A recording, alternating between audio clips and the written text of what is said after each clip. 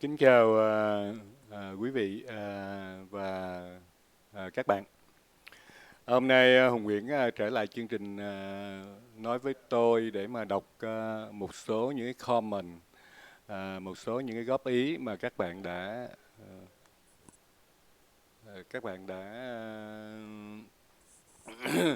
đã góp ý vào chương trình. Thì cũng rất là cảm ơn cái sự mà gọi là đóng góp của các bạn. Thì rất là vui bởi vì sao? Bởi vì một cái thời gian ngắn mà cũng được tương tác với các bạn thông qua cái chương trình livestream của Hùng Nguyễn. Thực sự ra cũng mang lại cho những cái niềm vui, những cái nỗi buồn, hoặc cũng có những cái mà nó cũng hơi xốn xang. Nhưng mà thông qua chương trình này thì chúng ta có thể là từng ngày, từng bước thì chúng ta sẽ hiểu nhau nhiều hơn.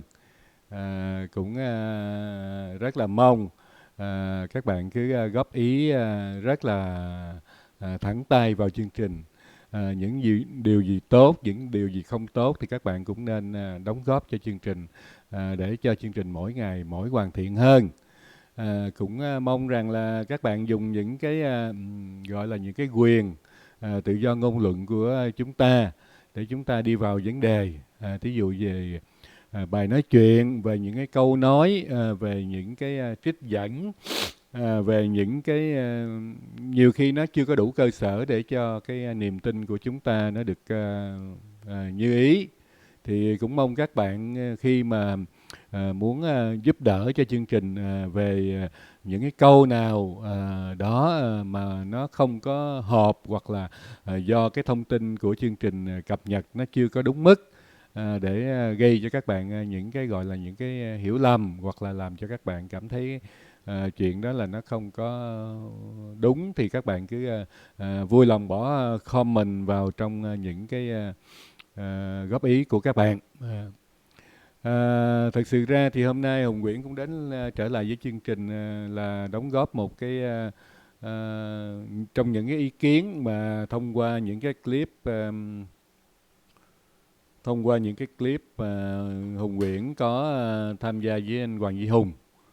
Thì thực sự ra thì cái này là cũng giống như bắt cóc bo dĩa, chứ thực sự ra thì chương trình thì do anh Hoàng Duy Hùng và anh Nam Sơn thực hiện. Nhưng mà tại vì lúc này thì anh Nam Sơn lại đã có một cái gọi là một cái kênh riêng. Anh Nam Sơn đã có làm một cái kênh riêng, hiện nay thì cũng đang chạy thử, và cũng đang còn sắm sửa những cái điều kiện để mà cùng sẽ on air, cũng sẽ gọi là on air livestream một ngày rất là gần.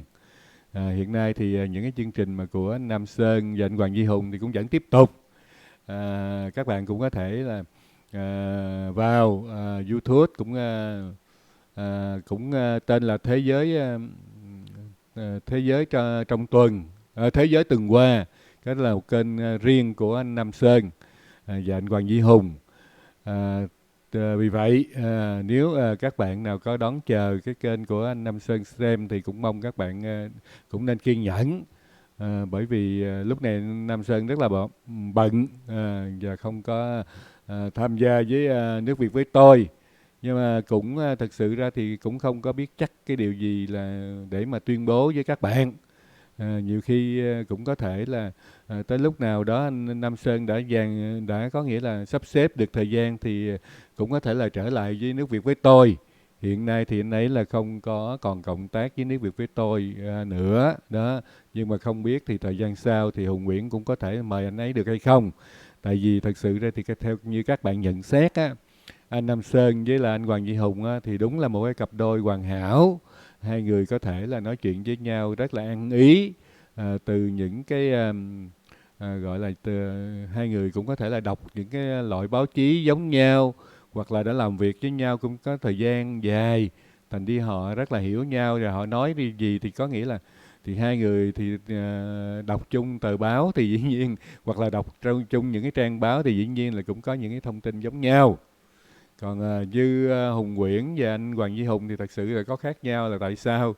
Tại vì anh Hoàng Duy Hùng, luật sư Hoàng Duy Hùng thì anh ấy anh đọc rất là nhiều thông tin ở nhiều trang, và chương trình thì thật sự ra thì thí dụ như thì cũng có làm research để mà đối đáp với anh ấy, nhưng cũng không may là những cái chuyện mình research á, thì nó lại không nằm trong cái trọng tâm cái buổi nói chuyện với anh ấy.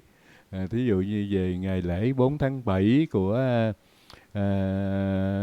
Hoa Kỳ vừa rồi, cách nay khoảng chừng 4 năm hôm, hoặc là những cái chuyện về Biển Đông thì thật sự ra thì Hùng Nguyễn không có để ý. Rồi tới lúc mà vào chương trình là đúng là cũng rất là khó.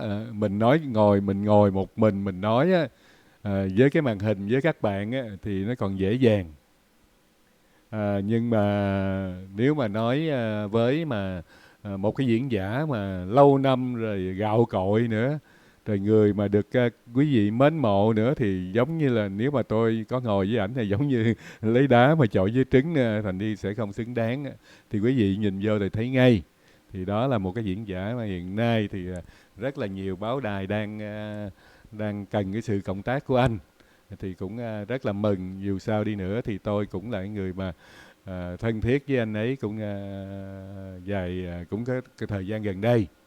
Thì thành đi tất cả các bạn lên đây comment thì tôi thấy cái ý tứ của tất cả các góp ý của các bạn thì nó rất là hợp, nó rất là đúng. Thành đi tôi không có cái ý kiến gì hết. Tôi chỉ mong sao là các bạn nên có những cái lời lẽ ôn hòa, đừng có khiếm nhã. Từ đó thì sao? Tại vì dĩ nhiên là chương trình thì cũng có rất là nhiều theo dõi, cũng có những cái người mà gọi là rất là có điều kiện hiểu biết tốt, và cũng có những cái người mà hiểu biết còn gói gọn. Thành đi từ chỗ đó thì tất cả những cái điều kiện mình nói ra thì nhiều khi nó cũng gây cho người khác có cái khó xử. Bởi vậy thì mọi người thì cũng nói là tôi dùng này kia để mà cãi nhau, hoặc là tranh luận, hay hoặc là với mọi người, thì thật sự ra thì tôi cũng không dám nhận, hay là cũng không dám không. Tại vì đâu biết là trong quá khứ mình cũng có, hoặc là trong hiện tại mình cũng có. Thành đi thì các bạn cứ đánh giá thế nào thì cái đó là do các bạn đó. Tôi thì thật sự là người làm admin, là người mà làm chương trình, và luôn luôn lúc nào cũng mong mỏi là chương trình mình được nhiều người xem. Thì tôi không có dại dột gì mà đứng ra mà chửi nhau với khách khứa của mình đó. Thì thành đi từ chỗ đó thì ai cũng có thể đánh giá thế này thế kia đối với chương trình Nước Việt với tôi. Nhưng mà mong rằng những cái đánh giá, những cái phân tích của chúng ta cũng trên cái cơ sở có nghĩa là hiểu biết riêng của chúng ta, góc nhìn của chúng ta, và cũng đừng vì cái góc nhìn của chúng ta mà lại nói cái góc nhìn người khác nó sai. Tại vì mỗi người có mỗi góc nhìn. Thành đi chúng ta nên chứng minh rằng là cái góc nhìn của chúng ta đúng thôi, chứ không nên là chứng minh cái góc nhìn của người khác thì nó thế này thế kia. Thì cái nó gây ra những cái gọi là những cái tranh luận mà nó không có đem lại cái gọi là cái kết quả gì, mà nó còn làm cho cái chương trình thì càng ngày nó càng làm cho cái sự nóng giận của nhau nó nổi lên, thì chương trình thì càng ngày nó càng trở thành một cái gọi là một cái diễn đàn lại không có hay, không có tốt. Cũng xin cảm ơn các bạn là đã đóng góp cho chương trình. Xin chào Phượng Võ, Phương Võ, xin chào Nguyễn Amin. Chào hai bạn. Hai bạn có những cái đóng góp, những cái gì đó thì xin mời hai bạn hãy bỏ vào trong những cái comment. Những cái comment thì Hùng Nguyễn sẽ nếu có điều kiện hiểu biết cùng với những cái câu hỏi của các bạn thì Hùng Nguyễn cũng sẽ trả lời cùng với các bạn nhé.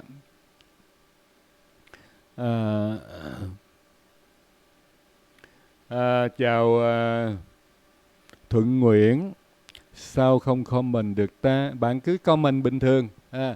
Tất cả những cái comment của chương trình Nước Việt với tôi, tất cả những cái chương trình này hoàn toàn không khóa, không lóc, không gì hết.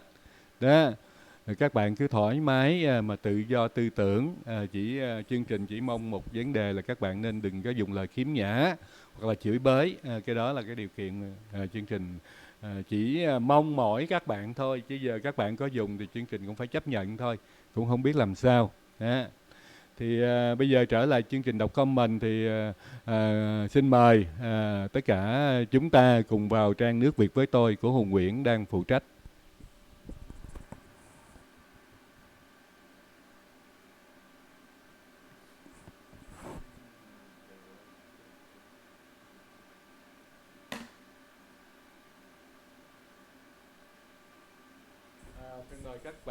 Thân mời các bạn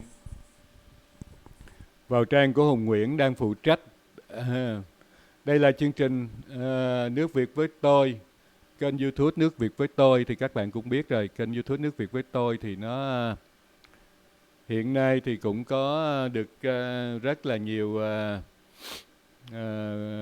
quý vị và các bạn theo dõi. Thực sự ra thì vấn đề chính trị rất là nóng bỏng hiện nay, nó cũng có nhiều cái phản ánh giữa những cái điều kiện bởi vì Việt Nam chúng ta hiện nay thì cũng đã là một cái nước mà có nghĩa là đã vươn tầm ra thế giới. Thì các bạn biết là kênh Nước Việt với tôi thì cũng vì cái mục đích đó thì cũng dùng mạng xã hội, trong đó có những cái trang như YouTube và Facebook, sắp tới đây thì có Instagram và Twitter và rất là nhiều trang khác, thì để mà cùng nhau chia sẻ những cái thông tin của chúng tôi nằm ở trên trang này. Đây là trang chính của Hùng Nguyễn. Đầu tiên thì các bạn biết Hùng Nguyễn cũng đã nói rồi, cái vấn đề là thế giới từng qua, có nghĩa là anh Nam Sơn và anh Hoàng Duy Hùng đã làm được với nhau khoảng 20 chương trình, khoảng 20 clip. Đây là clip dự đoán Ri20. Đó thì do anh Nam Sơn và anh Hoàng Duy Hùng là người mà có nghĩa là thực hiện cái chương trình này. Và hiện nay thì chương trình này tạm gián đoạn một thời gian ngắn trong lúc anh Nam Sơn đang xây dựng một chương trình riêng cho anh ấy. Vì vậy trong thời gian này còn đương chạy thử, mong các bạn chờ đợi nhé và tiếp tục ủng hộ cho anh ấy.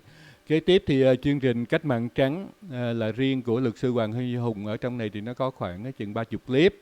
Thì tất cả đây là những cái bài nói chuyện, những cái suy tư của anh ấy về cái vấn đề mà muốn đóng góp cho Việt Nam. Đó, hoặc là những cái vấn đề đấu tranh trong quá khứ của anh ấy, và cho những cái chương trình hành động của anh ấy trong quyển Cách Mạng Trắng. Các bạn vào clip số 25 hoặc số 27 thì có những cái đường link để các bạn có thể là download được cái quyển sách Cách Mạng Trắng mà do anh Hoàng Duy Hùng, luật sư Hoàng Duy Hùng viết ra. Đây là một cái chương trình về Photoshop và InDesign. Thì Hùng Nguyễn cũng sẽ tiếp tục làm, mặc dù số lượng người thì các bạn thấy xem tham gia rất là ít, rất là hạn chế. Nhưng mà tại vì sao Hùng Nguyễn vẫn phải tiếp tục duy trì chương trình này là tại vì Thật sự chương trình về Photoshop, Graphic Designer thì thật sự ra một chương trình Hùng Nguyễn muốn chia sẻ một chút xíu kiến thức của mình về những cái lĩnh vực ấy. Thật sự ra thì những cái lĩnh vực dạy nghề thì ít có người quan tâm, phải không các bạn?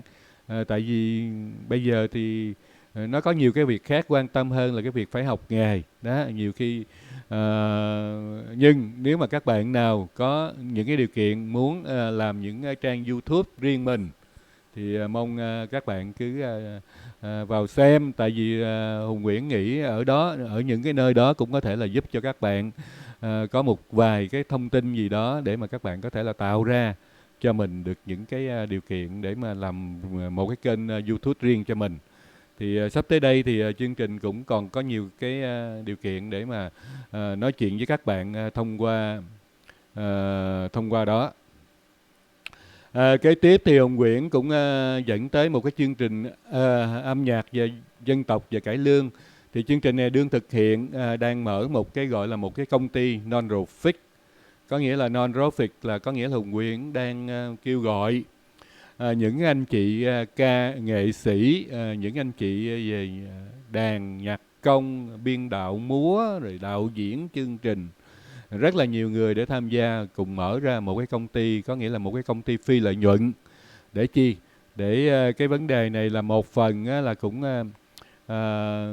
vui chơi giải trí, phục vụ đông đảo khán giả trong và ngoài nước. Phần thứ hai nữa thì cái đó là mục đích gì?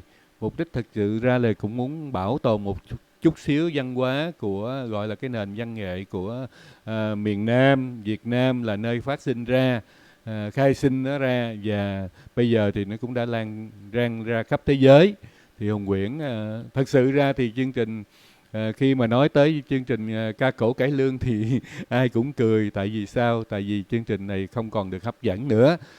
Nhưng mà tại vì với cái mục đích thì tại vì thấy có những cái người nghệ sĩ có nghề, có tâm với nghề, muốn lưu giữ mà họ không thể làm được truyền thông cho mình, cho họ để mà lưu giữ tất cả những cái điều kiện đó, thì Hùng Nguyễn đứng ra để mà cộng tác với các anh chị nghệ sĩ, các anh chị em nghệ sĩ, ca sĩ cải lương đó, những cái người làm về chương trình để cùng giữ lại một cái chút xíu gì văn hóa của người Việt Nam ở tại hải ngoại. Cái đó là những cái chương trình sắp sửa sẽ ra mắt cùng quý vị sau khi thành lập được cái công ty gọi là phi lợi nhuận để mà làm về vấn đề mà văn hóa văn nghệ cho người Việt ở xa quê.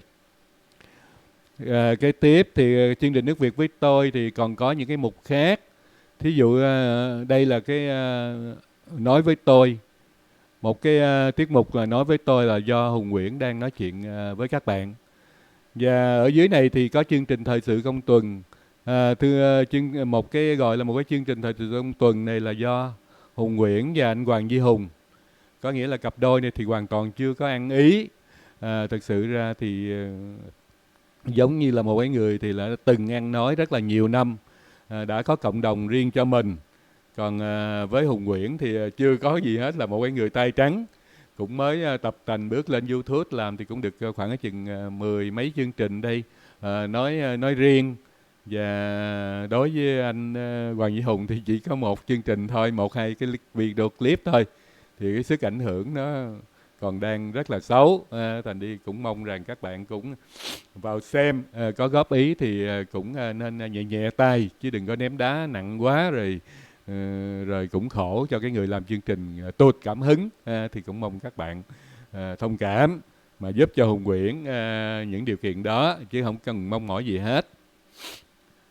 Bây giờ thì Hùng Nguyễn sẽ đọc vào cái clip video mà Hùng Nguyễn muốn trang trải cùng quý vị. Đây là cái clip video thời sự trong tuần, độc lập Hoa Kỳ và suy nghĩ của người Việt Nam. Chúng ta vào ngay và bấm thì các bạn sẽ có ngay trên màn hình.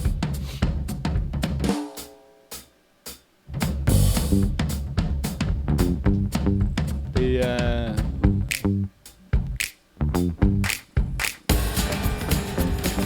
kính mời các bạn nghe vào trong một khúc mà do anh Hoàng Duy Hùng nói chuyện cùng chúng ta. Every stage needs Tôi à, tranh cãi trong đảng Cộng cho cái việc quyên góp tranh cử của ông khi mà ông Tổng thống phát biểu trước quốc dân đồng bào Hoa Kỳ. Và ông còn cho những người mà đóng góp bảo trợ cho vấn đề chiến dịch tranh cử của ông được ngồi gần ông hơn, và những người càng ngồi gần thì số tiền càng cao cho cái việc quyên góp tranh cử của ông. Thế thì đó, người ta mới nói rằng là có sự tranh cãi. Vậy tranh cãi đây là tranh cãi gì? Điểm thứ nhất là người dân Hoa Kỳ nói rằng 242 năm trước chưa bao giờ có cái cuộc diễn binh. Năm nay tại sao Tổng thống lại cho có cuộc diễn binh? Xe tăng mà chạy trên đường xá của thành phố Washington DC sẽ có thể làm hư đường xá.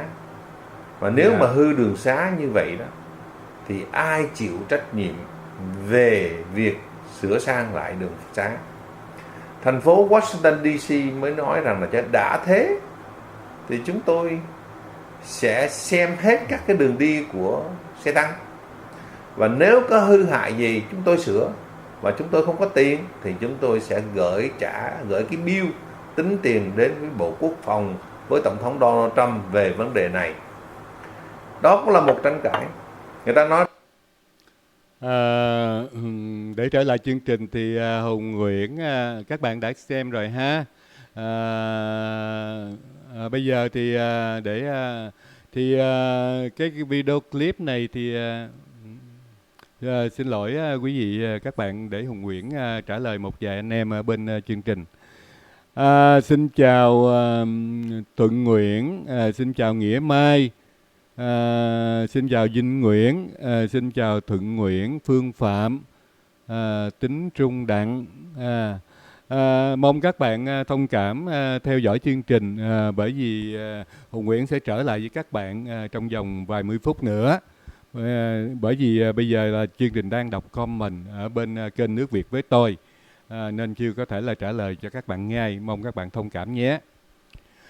Đầu tiên thì Hùng Nguyễn đang muốn nói về cái video clip thời sự trong tuần, độc lập Hoa Kỳ và suy nghĩ về Việt Nam, do Hùng Nguyễn và anh luật sư Hoàng Duy Hùng. Thì qua xin lỗi quý vị, qua hai ngày bỏ lên trên YouTube thì cũng được cái lượng người xem khoảng chừng 23.469 người. Thì trong đó là có được 168 người là thích, hoặc là có 27 người không thích. Thì cái tỷ lệ này cũng còn khá cao, thưa quý vị và các bạn. Tại vì tỷ lệ này phải xuống khoảng chừng vài phần trăm thì mới tốt, chứ còn như vậy là rất là lớn. Con số này rất là lớn, có nghĩa là hơn 10% cái người không thích. Thì cái đó là cũng là một cái vấn đề, là có nghĩa là chương trình cũng phải cố gắng thật là nhiều trong thời gian sắp tới. Thì hiện bây giờ thì chương trình cũng được 155 người gửi góp ý. Thì tiện đây Hùng sẽ đọc tất cả những cái góp ý cho các bạn, để các bạn có thể là cùng theo dõi với Hùng Nguyễn nhé. Đầu tiên thì Phước Nguyễn có nói rằng, 2 ngày trước thì Phước Nguyễn có nói rằng, tôi nhận thấy Nguyễn Hùng còn nói thiên vị vì chưa trung thực, còn Hoàng Duy Hùng nói trung thực hơn và thẳng. Việt Nam Cộng Hòa hay Cộng sản cũng người thế này thế nọ, chính quyền nào chính nghĩa do người Việt dựng nên, chính quyền nào đó do nước ngoài dựng nên thì ta hiểu, nhưng thời gian còn dài mới hiểu hết, ta phải chờ thôi. Thì phía dưới này thì có có một cái reply, có nghĩa là cái trả lời.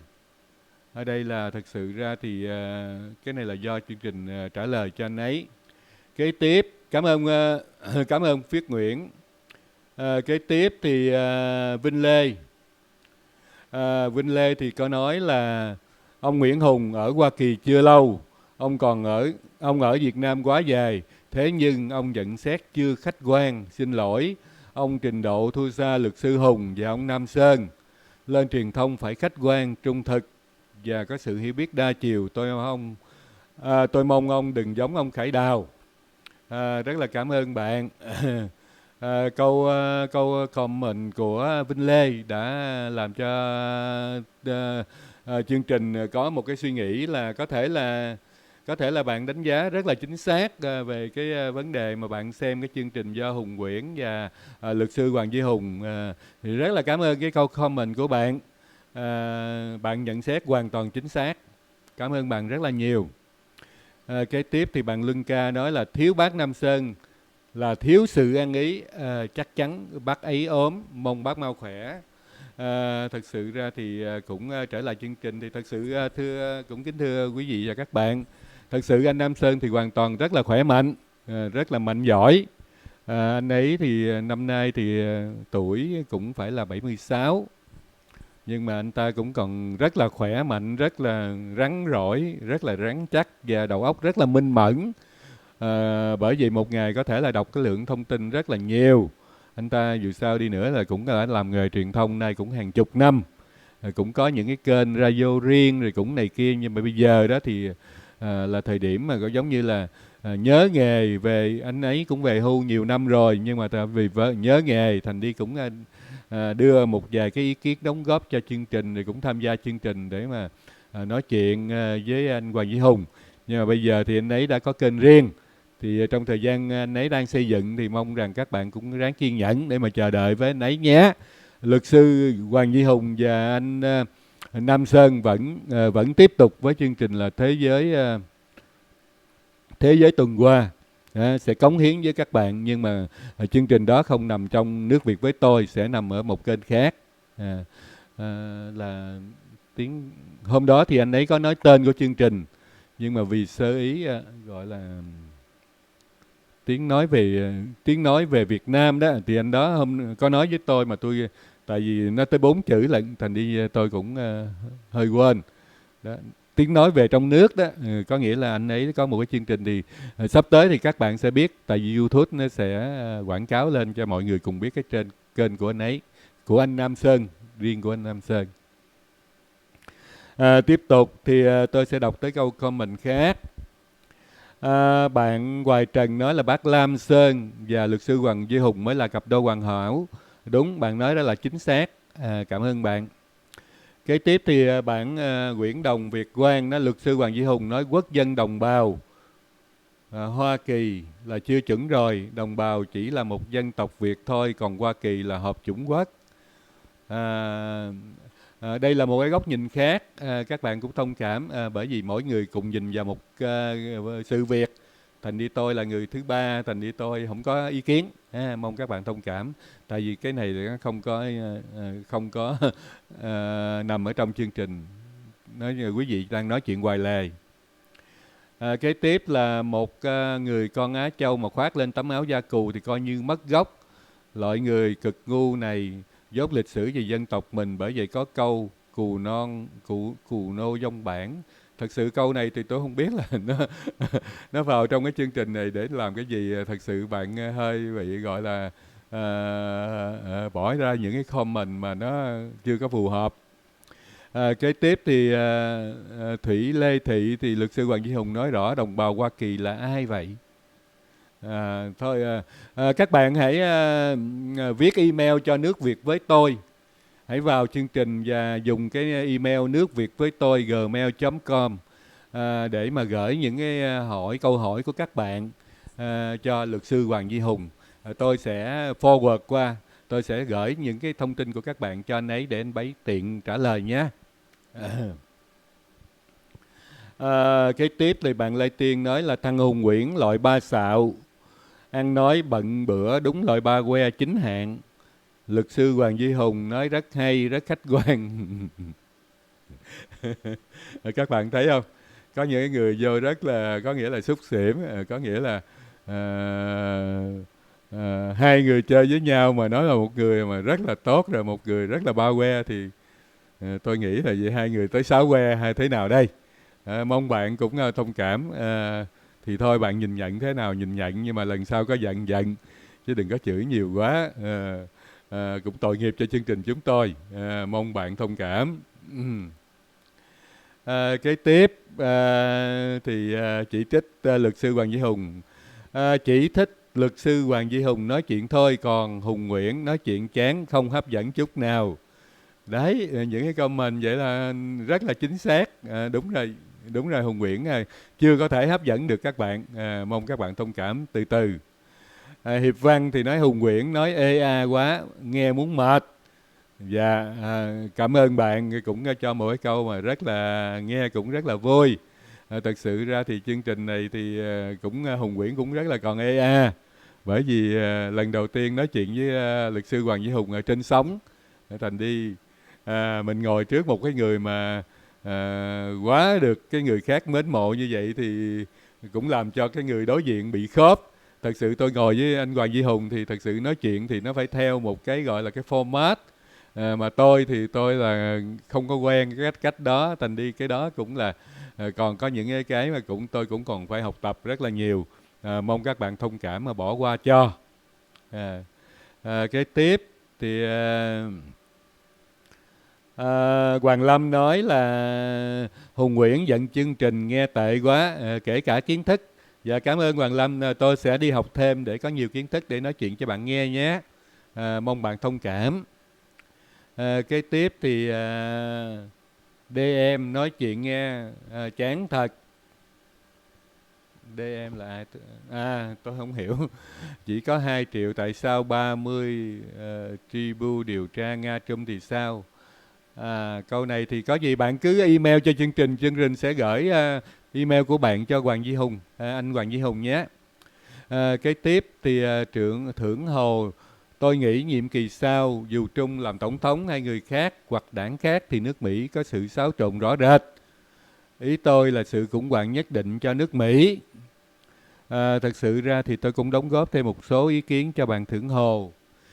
Thực sự đất nước Mỹ là một cái đất nước mà có nhiều cái đảng phái, nhưng mà 2 cái đảng phái rõ rệt nhất là đảng Dân Chủ và đảng Cộng Hòa.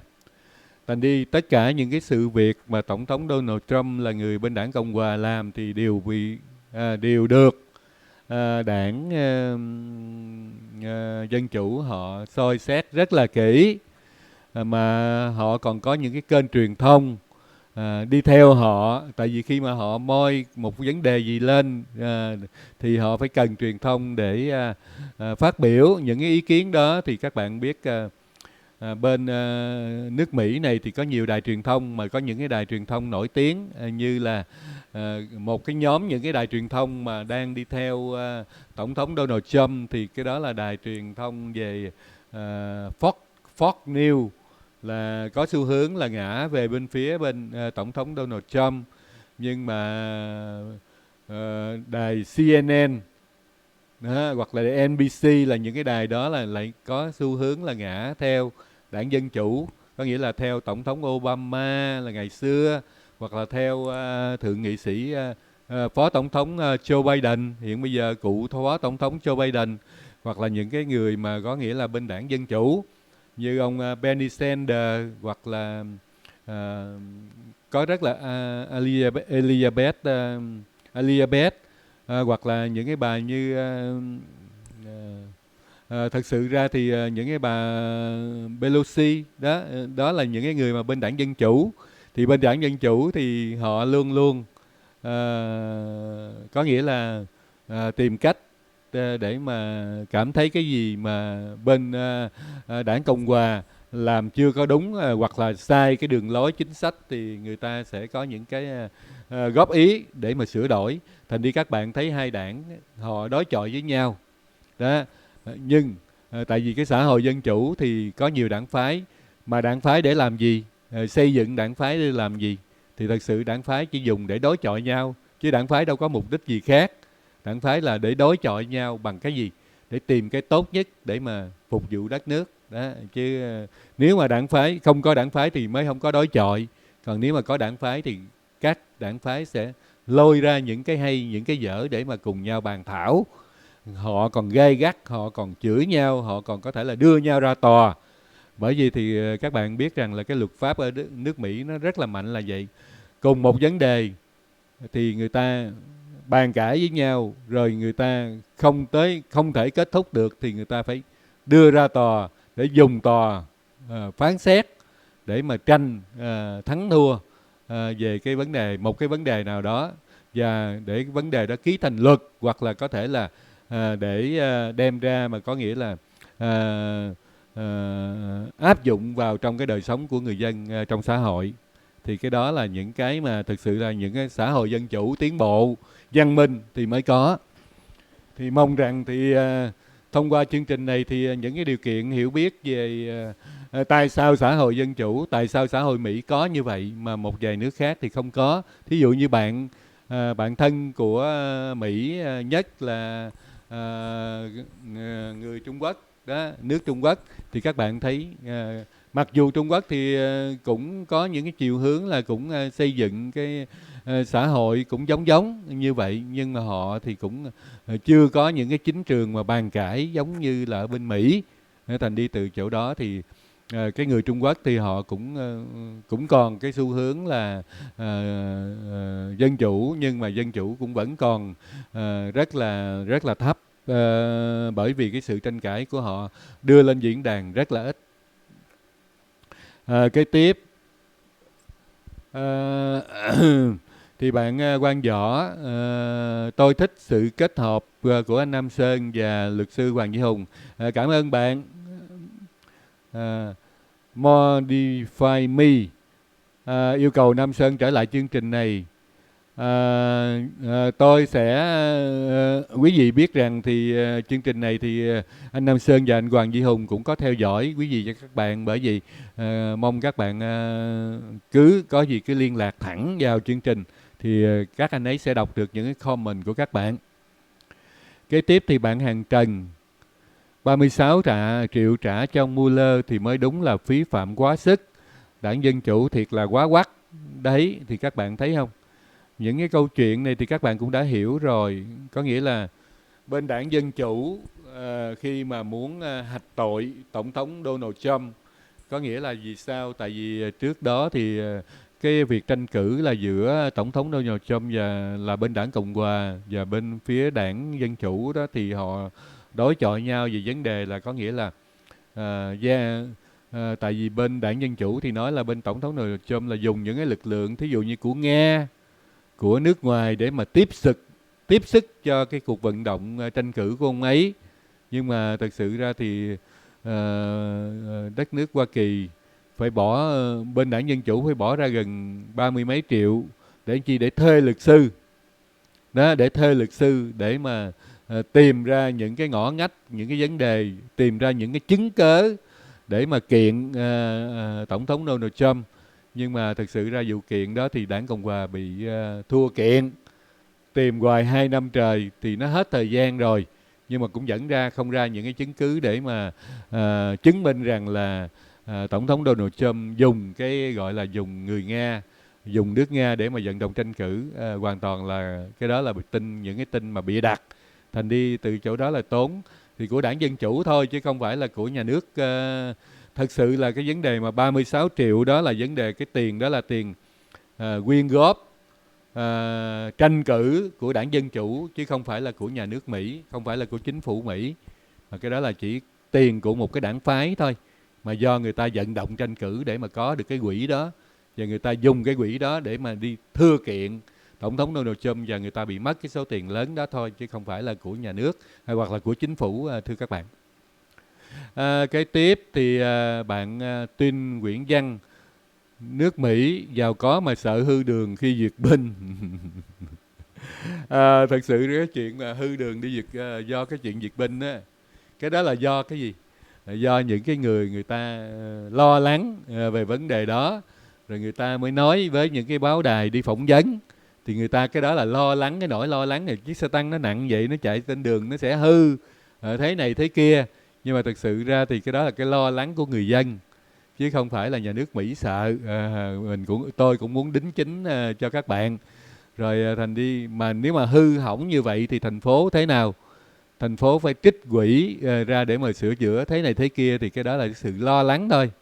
Nhưng mà thưa các bạn, thì khi mà xe tăng mà chạy vào thành phố thì người ta cũng lựa cái loại xe tăng nào để mà chạy cho nó đừng hư đường, chứ cũng không có ai mà ngu dại mà chạy những cái loại xe tăng vào nó hư đường, phải không? Xe tăng thì các bạn biết có những cái loại xe tăng thì bánh nó cũng có những cái đế nhựa, Cũng có những cái loại đế xích đó, nhưng mà cũng có những cái loại đế nhựa, chứ không phải là xe tăng nào cũng đế xích hết, không phải là xe tăng nào cái chen nó cũng là xích hết.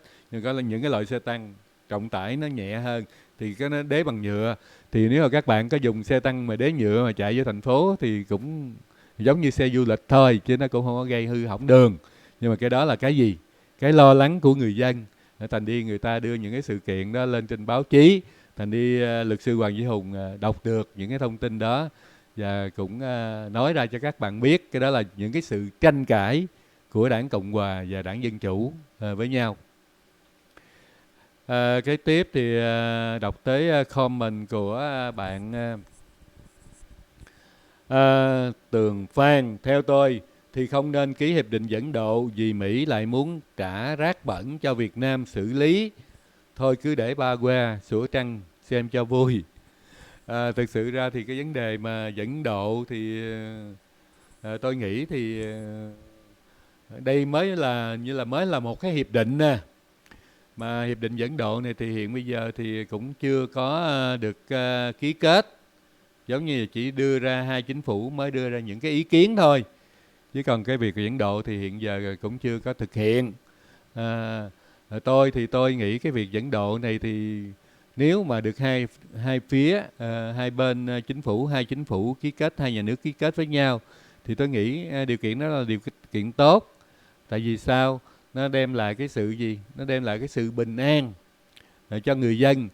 Tôi không biết về những mặt khác, tôi chỉ nhìn về mặt tích cực, là có nghĩa là nếu có cái bộ luật dẫn độ thì những cái người làm xấu thì họ sẽ e dè. Đó. Thì tôi nghĩ thì nó có hai cái mà hôm qua tôi ngồi tôi suy nghĩ thì tôi cũng hơi tức cười. Tại vì thật sự ra cái tội phạm mà hạ cánh an toàn ở tại nước Mỹ á, rất là nhiều. Đó. Trong đó là có những cái gọi là những cái quan chức. Mà quan chức là quan chức nào? Quan chức là của Đảng Cộng sản. Đó. Thành đi họ có hạ cánh an toàn ở tại Mỹ. Thành đi nếu bộ luật dẫn độ khi được hai bên ký, không có nghĩa là chỉ có đưa những cái người mà gọi là người Mỹ gốc Việt về Việt Nam. Tôi nghĩ người Mỹ là cũng không thể nào đưa về Việt Nam, nếu mà người ta quốc tịch rồi thì cũng khó mà đưa. Chỉ có đưa những cái người mà còn quốc tịch Việt Nam thôi. Chứ người Mỹ thì người Mỹ họ xử hết. Đó. Còn thí dụ như họ muốn đưa về Việt Nam thì phải được chính phủ Việt Nam. Tại vì sao? Không có ai nhận cái của nợ đó để mà về mà nuôi nấng cả. Thành đi từ cái chỗ mà ban giao hai nước hoặc là cái luật dẫn độ, thí dụ có đưa tội phạm của người Mỹ mà gốc Việt Nam về bên Việt Nam thì người nước Mỹ là cũng phải là gọi là có nghĩa là cũng phải trả chi phí. Chứ thật sự ra thì cái luật dẫn độ nó là như vậy. Nhưng mà cái đó là cái mà tôi không có đáng ngại. Mà cái đáng ngại là do những cái thành phần tham nhũng, những cái thành phần này kia ở những cái đất nước mà có giống như là họ là người Việt Nam, thì khi mà gặp những cái trường hợp đó mà đang có những cái của cải, những cái tài sản nằm ở trên đất nước Mỹ này, mà nếu nhân dân Việt Nam gọi là chính phủ Việt Nam mà tìm ra được những cái người đó thì cái luật dẫn độ nó sẽ ảnh hưởng vào những người đó là nhiều hơn là những cái người mà tôi nghĩ là những cái người mà tội phạm mà gốc Việt Nam, người Mỹ gốc Việt Nam, thì cái đó mới là cái đáng để chúng ta suy nghĩ nhiều hơn. Đó, thành đi cái luật dẫn độ là nó có vấn đề đó, thì chứ không phải là nó chỉ là đơn giản là chỉ có đưa tội phạm từ nước này sang nước kia, mà nó còn ảnh hưởng vào cái chính sách, nó còn ảnh hưởng vào cái luật pháp đó. Bởi vì khi mà chúng ta nói tới luật hiệp định dẫn độ thì chúng ta chỉ nói tới vấn đề, chúng ta chỉ nghĩ là những cái người bị áp tải từ nước này sang nước khác, từ nước Mỹ sang Việt Nam và từ Việt Nam qua Mỹ, chỉ là những cái chuyện mà gọi là giống như là chỉ chuyển giao thôi. Nhưng mà thực sự không, tại vì nó còn nằm vấn đề về luật pháp nữa đó. Thành đi từ chỗ đó thì tôi nghĩ là vấn đề đó thì nó giúp cho cái gì? Nó giúp cho cái luật pháp của hai nước đi gần lại với nhau hơn, để chi? Để cho nó hợp đồng, có nghĩa là những cái thì các bạn biết rồi, nếu các bạn mà có đến Mỹ hoặc là vào trong YouTube các bạn xem những cái chương trình mà gọi là về xử án, hoặc là những cái chương trình mà gọi là phải ra tòa đó, thì các bạn vào xem thì các bạn biết những cái ở Mỹ thì không có một chuyện gì mà không, nếu mà có tội mà không đưa ra tòa hết. Bạn vi phạm về luật giao thông thì cũng bị đưa ra tòa, hoặc là bạn có nghĩa là bạn bị người ta thưa về một cái vấn đề gì gọi là cá nhân thì cũng vẫn bị đưa ra tòa. Cái hệ thống tòa án ở Mỹ rất là mạnh, tất cả mọi vấn đề người ta phải đưa ra tòa. Tại vì sao? Người ta tôn trọng tòa án, vì tòa án mới là nơi có thể là phán quyết ra những cái điều kiện đúng sai, chứ không phải tòa án mới là cái nơi mà có thể là giúp cho cái người dân họ. Và nước Mỹ thì người ta dùng tòa án để làm một cái vấn đề gì? Có nghĩa là người ta dạy dân của người ta dạy dân chúng. Tại vì tất cả, thí dụ như một cái người nào, thí dụ như tôi, bản thân tôi, thí dụ như tôi ra đường mà tôi chạy xe mà tôi có thể là vi phạm một cái, thí dụ như vượt đèn đỏ đi, tôi chỉ nói là một cái lỗi rất là dễ mắc phải, là có nghĩa là chúng ta bị, hoặc là vượt qua một cái stop sign thôi, một cái bảng cấm đậu thôi, thí dụ như vậy, là những cái đó thì chúng ta cũng vẫn bị vừa đóng phạt mà vừa phải đi ra tòa. Để làm chi? Ra tòa để xin, có nghĩa là tại vì khi mà nếu mà chúng ta bị một cái phạt như vậy mà bị ra tòa thì phải, đầu tiên là chúng ta phải đóng phạt, và cái thì từ đó chúng ta có cái lỗi đó thì cái bảo hiểm của cái người mà chủ sở hữu của chiếc xe nó sẽ bị tăng giá. Thí dụ như mỗi tháng như vậy tôi tốn khoảng chừng tôi nói thí dụ tôi phải tốn 100 đồng tiền bảo hiểm cho vấn đề về xe cộ của tôi, thì nếu mà tôi bị một cái ticket, có nghĩa là bị một cái giấy phạt, thì tôi phải ra tòa tôi đóng. Nếu mà luật về vượt đèn đỏ thì phải đóng là gần $200, rồi còn phải học một cái lớp, có nghĩa là lớp học để mà tự bảo vệ mình và bảo vệ người khác. Cái lực gọi là driving school, là có nghĩa là defensive school, là có nghĩa là một cái luật, có nghĩa là để bảo vệ người lái xe mà lại bảo vệ người khác. Nên thành đi cái luật đó thì các bạn phải biết là mình phải bỏ ra hết một ngày làm việc để mà đi học luật đó nữa, rồi học xong rồi phải được cái chứng nhận ở cái nơi đó hướng dẫn nữa, rồi phải gửi cái giấy tờ đó đi xuống cái gọi là tòa án, để làm chi? Để người ta mới là bỏ cái lỗi đó cho các bạn, để cái cái tiền bảo hiểm nó không bị tăng. Chứ còn không á, là bắt các bạn vừa phải đóng tiền phạt, rồi còn phải đi học luật, rồi còn bị bảo hiểm tăng nữa. Thế thành đi, nhưng mà mỗi năm thì các bạn chỉ được một lỗi thôi. Chứ nếu mà các bạn vi phạm tới cái lỗi thứ hai là có nghĩa là cũng không còn được đi học nữa, mà bị một cái án treo ở tòa. Có nghĩa là phải hứa với tòa là tôi là 3 tháng tôi không thể hoặc là tôi 6 tháng tôi không được vi phạm cái lỗi đó nữa, thì tôi sẽ được xóa án. Còn nếu không, nếu mà vi phạm án nữa thì rất là nặng, thì bị phạt rất là nặng. Thành đi cái hệ thống luật pháp ở Mỹ thì có những cái thì tôi nghĩ là tòa án Việt Nam thì cũng nên gọi là có nghĩa là nên nghiên cứu, để làm chi? Để giảm thiểu tất cả những cái vấn đề về giao thông. Tôi thấy giao thông ở Việt Nam hiện nay rất là còn có những cái mà cần phải gọi là nâng cấp. Cảm ơn các bạn. Kế tiếp thì đọc tới sao chương trình của tôi đâu rồi? Kế tiếp thì tôi đọc tới comment kế tiếp. Bạn này thì hỏi là chữ vén von hay là ví von thưa anh MNT. Thật sự ra thì cái chữ ví von cũng là một cái từ trượng thanh, mà véo von thì cũng là một từ trượng thanh. Thì tôi là người miền Nam, cho nên tôi đọc là véo von. Còn tôi nghĩ là từ này là từ ví von, thì người miền Bắc thì có thể là nói là ví von. Thì tôi nghĩ là bạn có thể là nói là từ ví von, có thể là bạn là người miền Bắc, cũng có thể là nó hợp với bạn. Nhưng mà thường thường miền Nam thì người ta nói là véo von. Cái đó là giống như là cái kiểu chơi chữ.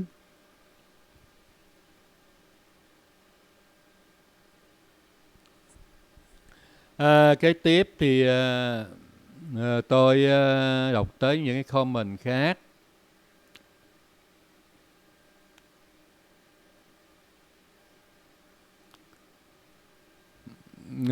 Lê Anh Đạt nói là ông Quần Nguyễn nói mà không hiểu mình nói gì. Đúng là tôi cũng không hiểu tôi nói gì, mong bạn thông cảm.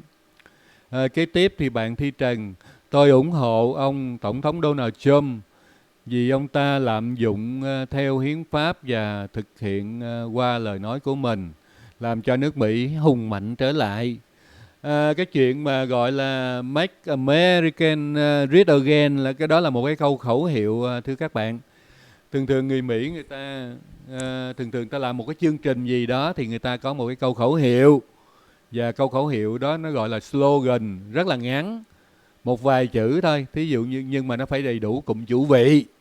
Thường thường là một câu khẩu hiệu thì thường thường phải đủ cụm chủ vị. Thành đi ông mới Donald Trump mới nói là make là động từ, American great again là có nghĩa là làm cho nước Mỹ mạnh mẽ trở lại,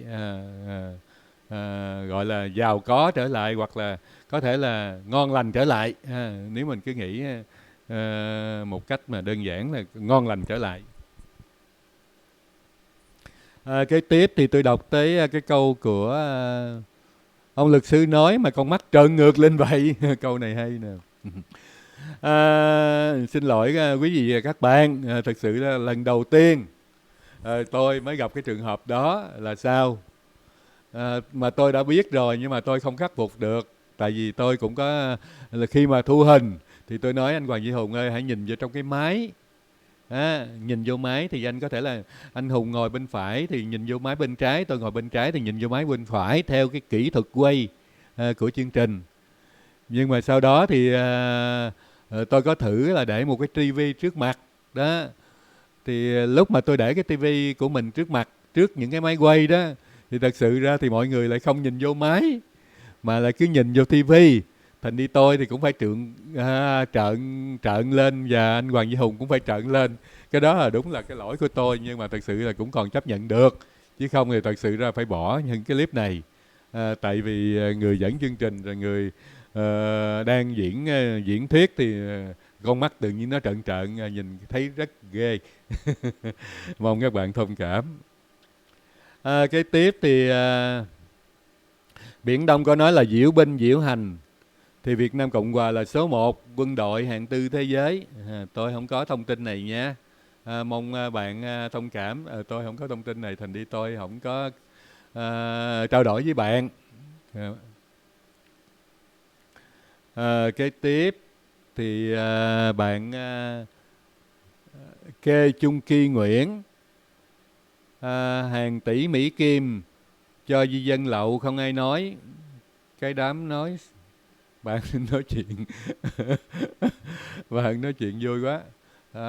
Kế tiếp là bạn Tina Nguyễn, chỉ là con số quá nhỏ với rất nhiều số với thằng Mueller làm quan phí gần 40 triệu tiền thuế của dân Mỹ, và tiền thuế của dân Mỹ quan phí cho bọn di dân lậu, tạo phản đối, cực kỳ phản đối chính sách của bọn đạo đức giả, dân chủ. Understand, có nghĩa là bạn Tina này có thể là đang sống ở tại Hoa Kỳ. Bởi vậy bạn cũng viết thêm chữ tiếng Anh nữa. Bạn này có tiếng Anh trình độ cao. Kế tiếp là bạn Tom Nguyễn, có nói rằng là tiền thuế dẫn độ ra cho người dân lậu thì không người Mỹ nào lên tiếng. Tôi thì chưa thấy bộ luật đó ký, thành đi tôi không có bình luận vô câu này ha. Kế tiếp là bạn Hồ Từ, nói cựu đại sứ Triều Tiên tại Việt Nam đang bổ nhiệm làm trưởng đoàn đàm phán Triều Mỹ. Nếu mà thật sự ra mà cái chương trình đó mà được thực hiện lại lần thứ ba, thứ tư chứ, lần thứ hai, thứ ba, thứ tư. Tại lần thứ ba là ông Trump đã gặp ông Kim ở tại bàn môn điếm. Bây giờ nếu mà gặp nữa thì ta tính tới lần thứ tư. Thì thật sự theo cái lời nói của Hoàng Duy Hùng thì anh ấy rất là hy vọng được làm ở Việt Nam. Thì thật sự ra cái sự kiện nào mà có mang tính quốc tế mà được làm ở Việt Nam thì người Việt Nam rất là được hãnh diện. Thì chúng tôi cũng thơm lây. Cái tiếp thì tới bạn Quang Võ, vì chương trình có luật sư Hoàng Duy Hùng thì tôi mới nghe. chúc luật sư vui lời thăm anh Nam Sơn. Vâng, cảm ơn bạn. Vâng bạn, chương trình nào mà có luật sư Hoàng Chí Hùng thì bạn nên theo dõi và nên giới thiệu cho mọi người cùng theo dõi. Cảm ơn bạn rất là nhiều. Kế tiếp thì bạn Giang Nam nói tôi thì nghĩ Tổng thống Donald Trump thuộc top 5 Tổng thống vĩ đại nhất Hoa Kỳ. Việc nhéo cô gái Việt Nam, vụ thuế thép là một cái nhéo có hai ý nghĩa thuận lợi cho Việt Nam. Một mũi tên trúng hai đích. Biểu hiện sự tinh tế của nhà chính trị Donald Trump. Những người lãnh đạo Việt Nam cũng là những người tinh ý, khôn ngoan. Họ hiểu rằng Tổng thống Trump đã tạo điều kiện cho họ đi vào con đường làm ăn với Hoa Kỳ. Nghe tin đó, người Việt Nam cười tỉnh queo. Để góp phần cân bằng cán cân thương mại với Hoa Kỳ, Việt Nam phải tăng trả tiền cho Hoa Kỳ về những mặt hàng nhôm thép. Hoa Kỳ cho Việt Nam tăng thu hoạch tiền từ các hàng xuất khẩu khác của Hoa Kỳ, hàng may mặc, giày dép, tôm cá, cà phê, tiêu, trái cây. Thiệt về cái này, lợi về cái kia, chung cuộc không có gì thay đổi. Nhưng Việt Nam có cớ rõ ràng nhưng thực tế để từ chối thẳng tay với hàng Trung Quốc, muốn đội lốt hàng Việt Nam, xuất sang Hoa Kỳ mà không làm phật lòng Trung Quốc. Tổng thống Trump thừa hiểu, thông cảm với hoàn cảnh Việt Nam là không được làm mất lòng ông khổng lồ cạnh nhà mình. Làm cái gì cũng phải có nguyên cớ đường chính để họ không trách cứ. Cũng như ngày xưa, biết thu nhập chính yếu của Việt Nam là dầu khí, liên danh với nước Nga, đóng ngoặc mở ngoặc. Hoa Kỳ quyết hạ giá dầu rẻ để triệt Nga, Venezuela, Iran, giàn khoan khủng của Trung Quốc. Hoa Kỳ và châu Âu, Nhật đã mở lối khác cho Việt Nam thoát bằng cách cho Việt Nam tăng xuất khẩu các mặt hàng, trong đó có lúa gạo. Kết quả còn hơn gấp nhiều lần. Cái dầu khí làm ăn với Nga khi Hoa Kỳ còn cấm vận bán vũ khí cho Việt Nam. Họ lờ đi cho Việt Nam và Israel giao thương về vũ khí. Họ cấm vận Nga nhưng lờ đi cho Việt Nam xuất khẩu hàng cho Nga và mua vũ khí Nga. Chiến tranh thương mại với Trung Quốc, chống hàng Trung Quốc đội lót hàng Việt Nam. Tổng thống Trung còn giúp dân Việt Nam đấu tranh với chính phủ, dẹp cái vụ đặc khu kinh tế là một cách hiệu quả. Cảm ơn bạn đã có những cái đóng góp. Một bài viết rất là nhiều chữ, khoảng chừng tôi nghĩ là bài viết này khoảng chừng 300 chữ. Đây cũng giống như là một cái comment rất là dài. Mong rằng lần sau bạn bỏ vào comment thì cũng nên bỏ ngắn ngắn và viết. Nếu bạn muốn chương trình đọc những cái bài của bạn thì bạn nên có một cái bài riêng và lấy tên của bạn để làm chi? Để chương trình có những người đọc bài cho bạn, đọc riêng và không dùng vào trong cái khung mà gọi là đọc comment. Tại thường là comment thì thường là viết ngắn, gọn, xúc tích, giống như là mệnh lệnh thì nó rất là hợp hơn. Xin lỗi các bạn.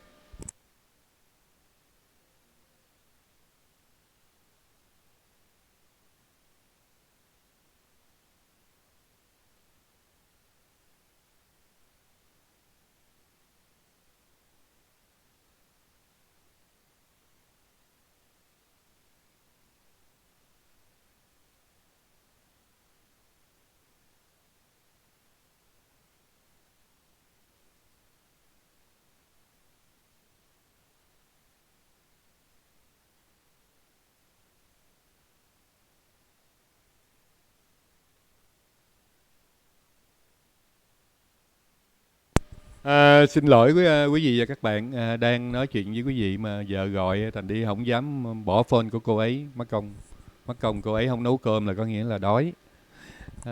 Kế tiếp tôi đọc tới comment thì cái comment của bạn Giang Phạm thì cũng có 4 cái gọi là trả lời. Thì tiện đây mình cũng tò mò vào trong. Thì kế tiếp thì anh Huynh có khen là quá hay, có bao nhiêu người được, rất khách quan, tinh tế. Đấy, thì các bạn Rồi kế tiếp thì Rob Trần thì nói bạn bình luận quá hay ha, bạn bình luận hay. Rồi kế tiếp thì bạn Win Đảng Cộng sản Việt Nam thì cũng có khen bạn. Tôi đồng ý với bạn những điểm trên, về những cái đặc khu thì bạn nên tìm hiểu kỹ hơn. Vì tôi đang ở và làm việc trong đặc khu Vân Đồn. Tôi chỉ thấy doanh nghiệp Nhật Bản và Hàn Quốc chứ chưa thấy Trung Quốc ở trong đó.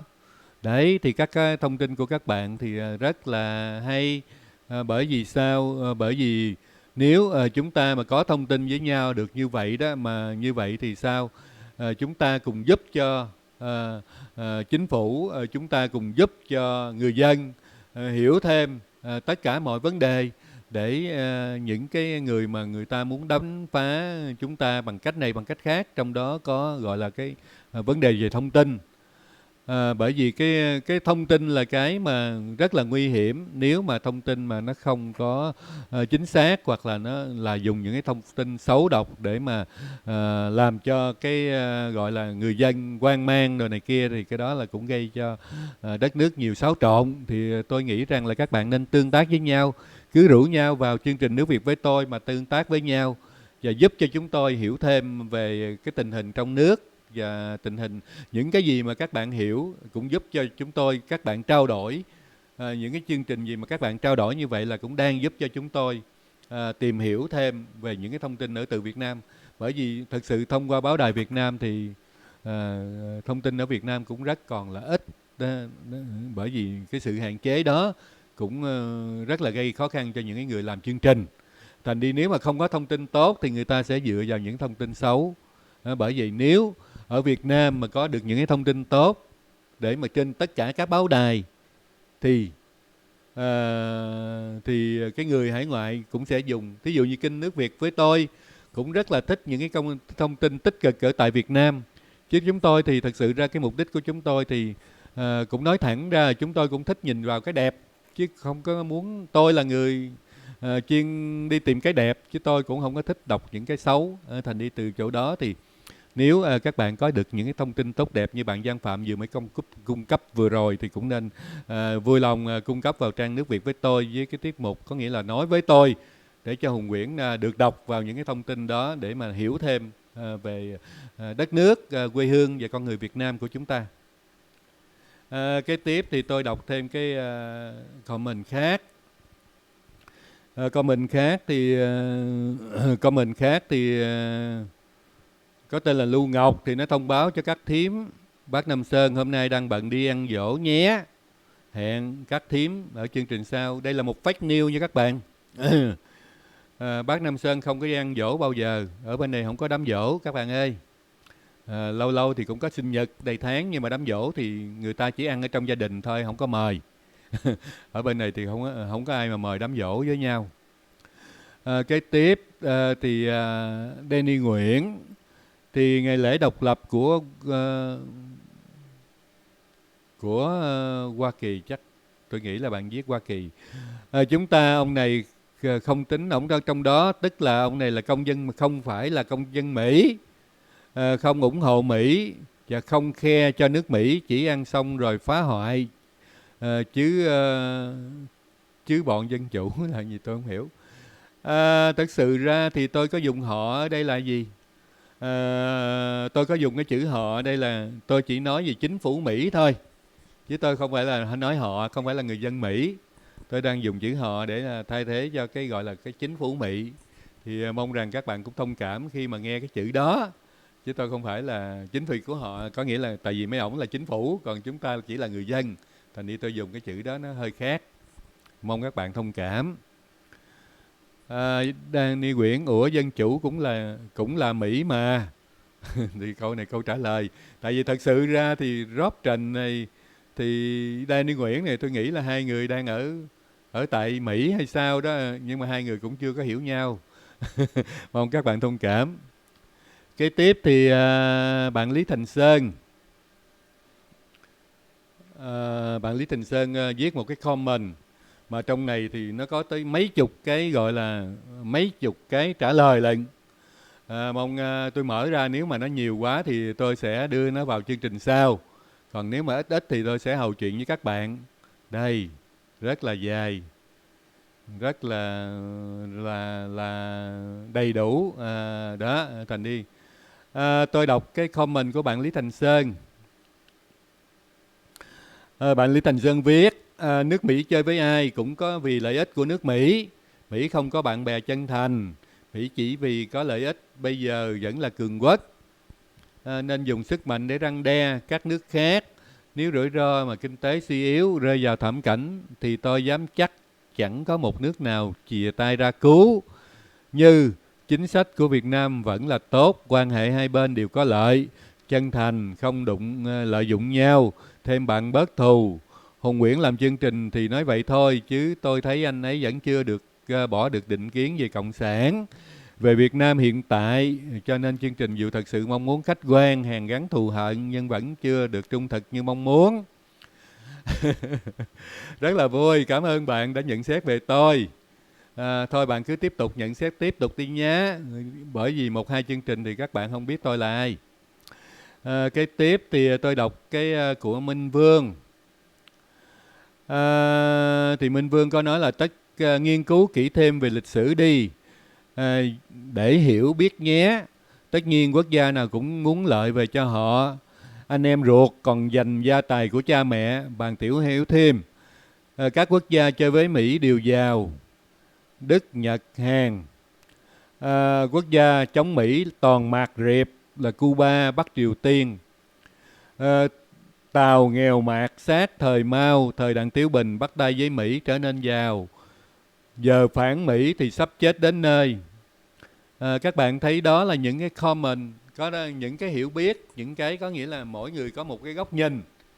Thì thật sự ra thì các bạn thấy rồi, những cái nước mà bây giờ thì những cái nước mà cộng sản thì cũng còn rất là ít, mà còn rất là ít, nhưng mà người ta lại cũng muốn đi theo tư bản, hoặc là đi theo ít nhiều về một vài cái đường lối gì của tư bản. Thì trong đó là kinh tế, về thương mại, có là chính trị thì những cái nước mà cộng sản thì người ta không theo, nhưng mà người ta đi theo cái đường lối kinh tế.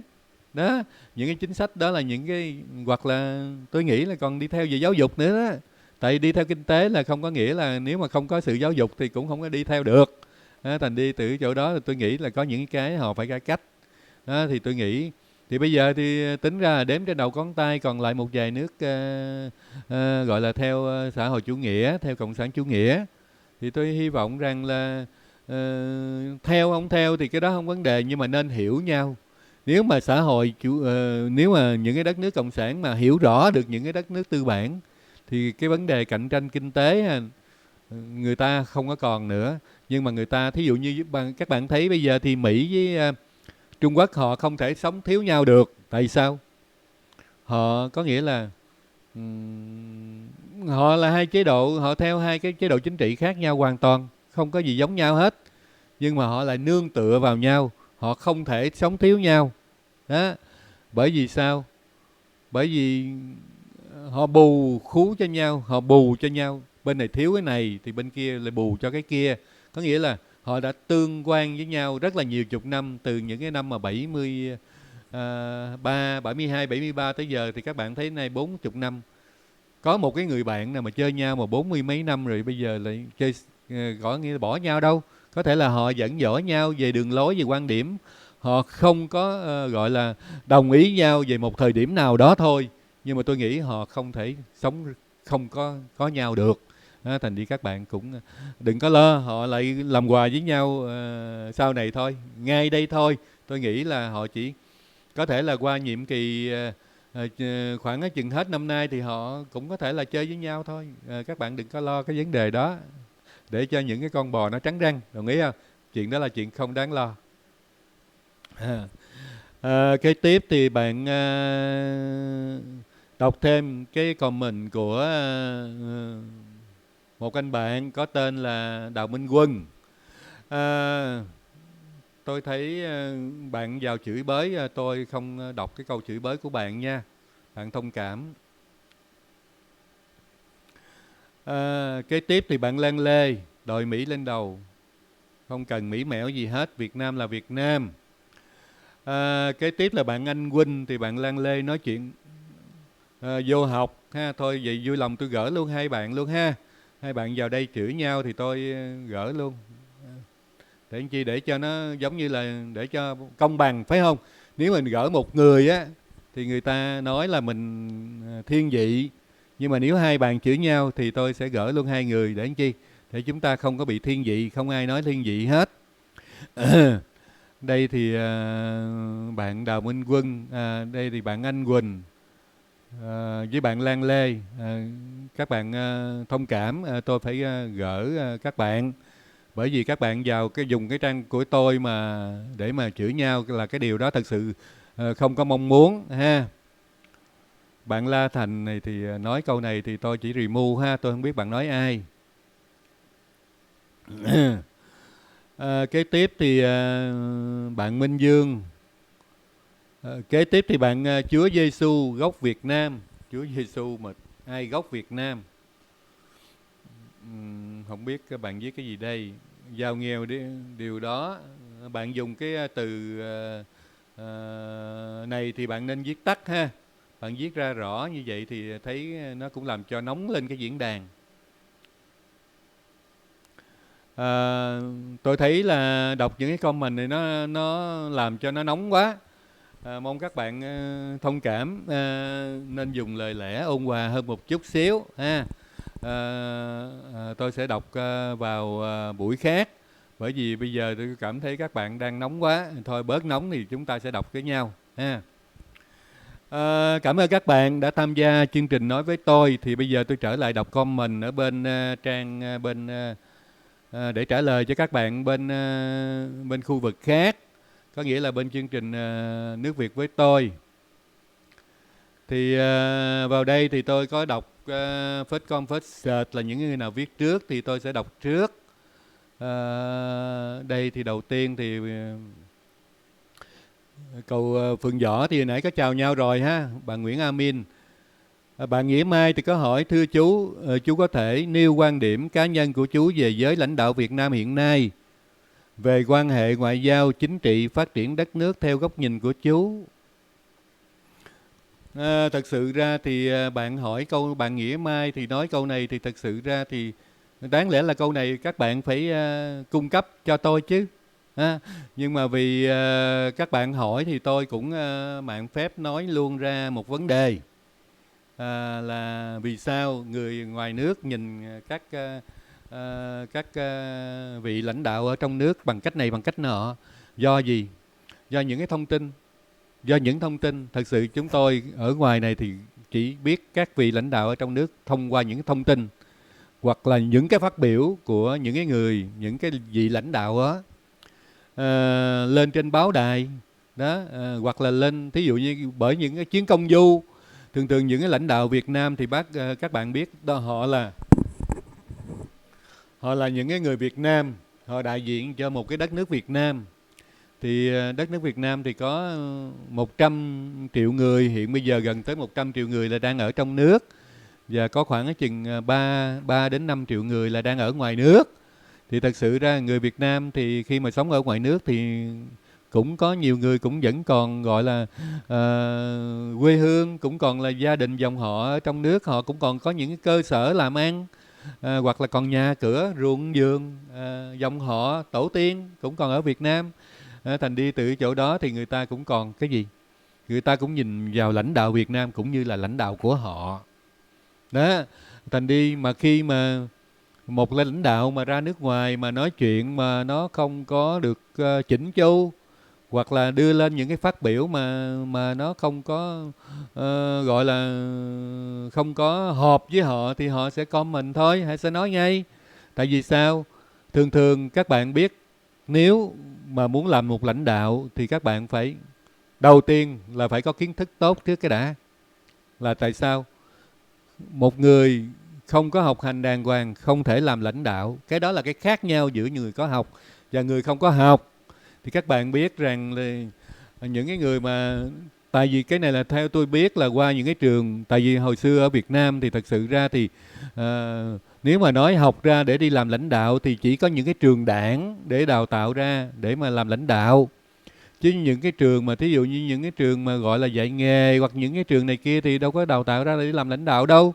Đó, chỉ đào tạo ra làm nghề thôi, phải không? Nhưng ở Mỹ thì khác. ở Mỹ thì khi mà bạn học xong đại học ra thì bạn có được một cái gọi là những cái lớp nó gọi là học về lãnh đạo. Lãnh đạo là gì? Lãnh đạo là lãnh đạo về một công ty, lãnh đạo về một gọi là một cái doanh nghiệp, lãnh đạo về một cái đoàn thể, lãnh đạo về một cái tổ chức, thì cái đó cũng là lãnh đạo. Thì thật sự ra phải học mới có thể là lãnh đạo được. Thành đi từ chỗ đó, khi mà người ta học cái việc lãnh đạo trong đó thì khi mà đã là lãnh đạo rồi thì không được nói dở. Thành đi cái người nước ngoài, cái người mà sống, người Việt mà sống ở nước ngoài thì người ta đánh giá như vậy đó. Khi mà phong được anh lên cái chức lãnh đạo rồi thì bạn không có quyền nói dở hoặc là nói sai sót đó, hoặc là nói để chia rẽ đó. Thì các bạn cứ để ý lại tất cả những cái ngôn từ của các vị lãnh đạo của Việt Nam khi đi ra nước ngoài, khi mà đối đáp với truyền thông đi, thì nhiều khi tất cả quý vị đó đã làm cho cái uy tín của quý vị đó chỉ thông qua một vài lời ăn tiếng nói thôi. Chỉ thông qua một vài lời ăn tiếng nói thì nó đã gây cho cái niềm tin của những cái người dân sống ở trong nước cũng có. Nếu mà bây giờ các bạn nếu mà nói người ở nước ngoài á, mà có nghĩa là xem thường cái lãnh đạo Việt Nam thì không đúng đâu. Không có hoàn toàn chính xác như vậy. Nếu mà các bạn cứ xem những cái kênh trong nước đó, nếu mà các bạn xem vào những cái kênh trong nước, thí dụ như bây giờ thì có tôi thì hoàn toàn không có xem, nhưng mà tôi biết qua là những cái người bạn tôi nói chuyện. Thí dụ như ngày hôm qua thì tôi nói là anh Chí Râu Đen, anh Chí Râu Đen thì bạn cứ vào, hoặc là Lê Dũng Vô Va, hoặc là Messer gì không biết, ở trong Việt Nam là có Messer gì mà cũng lên nói chuyện đấy. Rồi thêm một cái nữa là anh gì mà hớt tóc, tiến sĩ hớt tóc đó. Thí dụ như các bạn muốn tìm hiểu về thông tin trong nước, người ta nói lãnh đạo của Việt Nam thế nào thì các bạn cứ vào trong đó đó. Thì cái đó là do những cái thông tin đó chúng tôi nghe được, phải không? Thì dĩ nhiên là chúng tôi cũng không có phải là nói theo các anh ấy đâu, mà chúng tôi cũng phải nhận thức. Thì do cái gì? Do cái lãnh đạo của Việt Nam rồi qua những cái chuyến công du đi nước ngoài, và từ cái phát biểu của những cái vị ấy mà nó gây cái gọi là gây cái phản cảm, nó gây những cái điều kiện mà làm cho cái người sống nước ngoài mắc cỡ đó. Mắc cỡ là tại sao? Tại vì thật sự người nước ngoài thì không có bình bầu cho mấy ông đó mà để làm mà mất mặt họ để mà làm lãnh đạo. Nhưng mà tại vì cái số lượng người nước ngoài thì đâu có được bầu bán gì ở trong nước đâu. Chỉ có người trong nước mới bầu những cái vị lãnh đạo của mình thôi, chứ người nước ngoài thì không có bầu cho mấy ông ấy. Nhưng mà mấy ông lãnh đạo ấy thì làm mắc cỡ đó. Thì tại vì họ là người Việt Nam, chứ nếu mà họ là người Tàu, người Nhật hoặc là người Campuchia hoặc là người Lào thì họ không có phải xốn sang. Nhưng mà tại là người Việt Nam, mà thấy cái người Việt Nam mà làm lãnh đạo mà nói chuyện vậy thì sợ người nước ngoài người ta nhìn vào ông đó. Mà khi người ta cười là người ta cười toàn thể những người Việt Nam, người ta cười luôn người hải ngoại, chứ đâu phải là người ta chỉ cười của cái người Việt Nam trong nước đó. Thành đi từ chỗ đó thì cái đó là tôi muốn chia sẻ một cái góc nhìn như vậy, chứ không phải là nói xấu lãnh đạo của các bạn đâu. Mà các bạn thì cũng đã từng nhan nhản là nói các lãnh đạo của các bạn là cũng có tham nhũng tham ô, chúng tôi còn chưa đề cập tới. Thì nếu mà nói chúng tôi nói mấy ông đó xấu thì hoàn toàn là không phải vậy không, đâu có nói gì cái xấu của mấy ông đâu, phải không? Chỉ mắc cỡ những cái việc của mấy ông làm thôi, chứ hoàn toàn không có chê bai mấy ông ấy. Kế tiếp, cảm ơn bạn Nghĩa Mai. Kế tiếp thì bạn Vinh Quyển, em nông dân Việt Nam có thể nói trượt không anh? Không quan trọng bạn là ai. Bạn nếu mà bạn có câu hỏi hay thì tôi sẽ trả lời ngay cho bạn. Còn nếu mà câu hỏi của bạn quá hay, tôi không có đủ kiến thức thì tôi sẽ nhờ luật sư Hoàng Duy Hùng hoặc là những cái người đủ kiến thức để trả lời với bạn. Mong bạn cứ mạnh dạn bỏ vào những comment vào trong bỏ những cái comment vào trong chương trình nhé bạn Vinh Nguyễn. Kế tiếp thì bạn cũng Thuận Nguyễn có nói là còm được rồi, anh cho hỏi hiện nay anh ở đâu, làm nghề gì, quê ở đâu? Câu này thì tôi cũng trả lời lại cho bạn. Tôi thì hiện nay thì bạn hỏi tôi đang ở đâu thì tôi đang ở Houston, Texas Hoa Kỳ.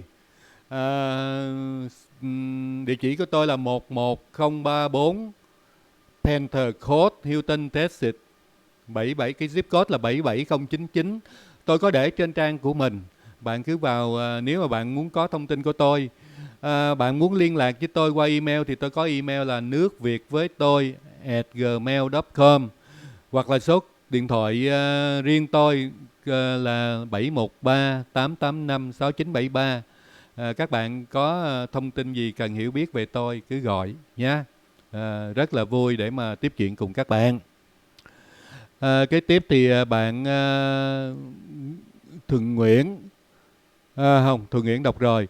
Bạn Ngọc Tức Phạm, hello Hùng Nguyễn, how are you? Cảm ơn bạn Ngọc Tuấn Phạm, cảm ơn bạn rất là nhiều. Tôi khỏe, rất khỏe. Kế tiếp thì bạn Phương Phạm nói cháu chào chú Hùng. Xin chào Phương Phạm, chúng ta lại gặp nhau nhé. Bạn khỏe không? Kế tiếp thì bạn Tính Trung Đặng, thì cái message của bạn nó bị react, có thể là bạn đang làm lại. Kế tiếp thì bạn Vinh Nguyễn có viết một câu nữa: ở Việt Nam nghe hơi nhỏ anh Hùng ơi. Thật sự ra thì không biết cái volume của tôi nó có hết pin hay không. Tôi đã tăng hết ra, chương trình đã tăng hết volume lên rồi. Tôi nghĩ là có thể là chương trình chỉ làm được tới đó thôi, mong bạn thông cảm. Tôi đã tăng hết volume lên và không còn tăng được nữa. Kế tiếp thì xem lại chứ âm thanh và hình ổn. Xin lỗi các bạn, tại có một cái lúc mà tôi nói chuyện với bà xã mình, tôi nói chuyện với bà xã tôi thì tôi có tắt cái phần âm thanh đi, thành đi các bạn không nghe tiếng, hoặc là có nghe được thì nghe rất là nhỏ, mong các bạn thông cảm. Kế tiếp thì bạn Nam Nguyễn, chú muốn kênh của chú phát triển thì hãy tương tác như kênh của Tân Thái và Benny Trương, không nên độc thoại và có nguyên tắc riêng, không nên nghiêng về Việt Nam Cộng Hòa cũng như nhà nước Việt Nam hiện tại. Cảm ơn bà Nam Nguyễn đã góp ý cho tôi. Thật sự ra thì trong lời nói của tôi có nghĩa là có thể là các bạn xét đoán như vậy. Chứ thật sự ra thì tôi không có nghiêng về bên Việt Nam Cộng Hòa, mà tôi cũng không có nghiêng về bên gọi là chính phủ Việt Nam. Thành đi tôi hoàn toàn nói theo cái suy nghĩ của mình đó. Nhưng mà có thể là tại sao một phần là tôi cũng sống ở đất nước ngoài, thành đi nhiều khi các bạn cứ nghĩ là tôi phải thiên về Việt Nam Cộng Hòa, nhưng mà tại vì thật sự là tôi không có tìm hiểu về Việt Nam Cộng Hòa nhiều đó. Tôi chỉ đọc những cái bản tin ở trên chương trình, là toàn nói là chuyện, một là chuyện của nước Mỹ, hai là nói chuyện trong nước, chứ còn không có nói gì bên Việt Nam Cộng Hòa. Thật sự là các bạn cũng đã nhận định là người Việt Nam Cộng Hòa đã đóng, có nghĩa là cái gọi là cái chế độ Việt Nam Cộng Hòa đã đi vào dĩ vãng rồi, thì tôi cũng đâu có tranh luận gì với các bạn cái đó đâu. Thì cái đó là do nhận thức của chúng ta, thì chúng ta đã thấy hết rồi. Nhưng mà tôi nói là vấn đề gì còn, vấn đề là tôi nói ở đây là vấn đề còn là hậu duệ của người Việt Nam Cộng Hòa, của các chú các bác người Việt Nam Cộng Hòa. Thí dụ như tôi cũng là hậu duệ của Việt Nam Cộng Hòa. Tại sao? Tại vì bố mẹ tôi là phục vụ cho chế độ Việt Nam Cộng Hòa. Thành đi tôi nói là tôi là người Việt Nam Cộng Hòa đó, như vậy là hậu duệ thôi. Chứ còn thật sự ra ngày xưa ở Việt Nam Cộng Hòa thì tôi cũng còn là học sinh, mới có cấp 1, mới có cấp 1, cấp 2. Thì thật sự cũng đâu có tham gia gì được với chính trường của Việt Nam Cộng Hòa đó. Thành đi, nhưng mà tại vì mình sinh vào cái thời ly loạn thì mình phải chịu trách nhiệm với nó thôi. Kế tiếp, Nam Nguyễn, phải giữ cho kênh trung lập. Cảm ơn Nam Nguyễn. Thật sự ra thì cố gắng trung lập, chứ không có muốn làm mất lòng các bạn nhiều. Bởi vì sao? Thì thí dụ như các bạn thấy chúng tôi nói cái gì mà nó không hợp lý thì các bạn cứ xây dựng. Bởi vì mình có cái xây dựng với nhau thì mình mới hiểu nhau, mình mới yêu thương nhau được. Rồi tôi mới rủ các bạn làm những cái chuyện gì tốt cho Việt Nam chứ, phải không? Còn nếu mà mình không thương nhau, tôi rủ các bạn đâu có chịu nghe đâu. Nhưng mà khi mình thích nhau, mình rủ nhau làm một cái chuyện gì đó cho quê hương Việt Nam, thì tôi nghĩ các bạn sẽ xăng tay áo lên đi mà làm. Thì cái đó thì tôi cũng thông qua chương trình này thì tôi cũng nói đi rồi tôi cũng nói lại. Tại thực sự ra thì tôi cũng có những cái chương trình dàn trải ra đây, cũng kêu gọi mọi người kết hợp lại với nhau. Đầu tiên là lo về vấn đề gì? Giúp đỡ cho cái người nghèo đi học ở tại Việt Nam. Nhưng mà thực sự ra thì chương trình này nó rất là tốn kém và nó phải có một cái ngân quỹ rất là lớn mới có thể làm được. Hiện bây giờ cái số du học sinh ở trong nước khi mà đi ra nước ngoài học thì cũng rất là đông. Mỗi năm thì có hàng ngàn sinh viên đi ra nước ngoài học. Đó, nhưng mà thực sự ra thì khi mà các em ra học thì những năm đầu college, có nghĩa là những cái năm đầu, 2 năm đầu của chương trình cao đẳng hoặc là đại học á, thì tốn kém rất là ít. Nhưng mà tới năm thứ ba, thứ tư thì tốn kém gấp 4 lần. Đó, thành đi từ chỗ đó thì những cái gia đình mà có con mà đi du học ở nước ngoài đó thì thường thường bị các em phải bỏ học. Bởi vì sao? Bởi vì số lượng tiền rất là lớn.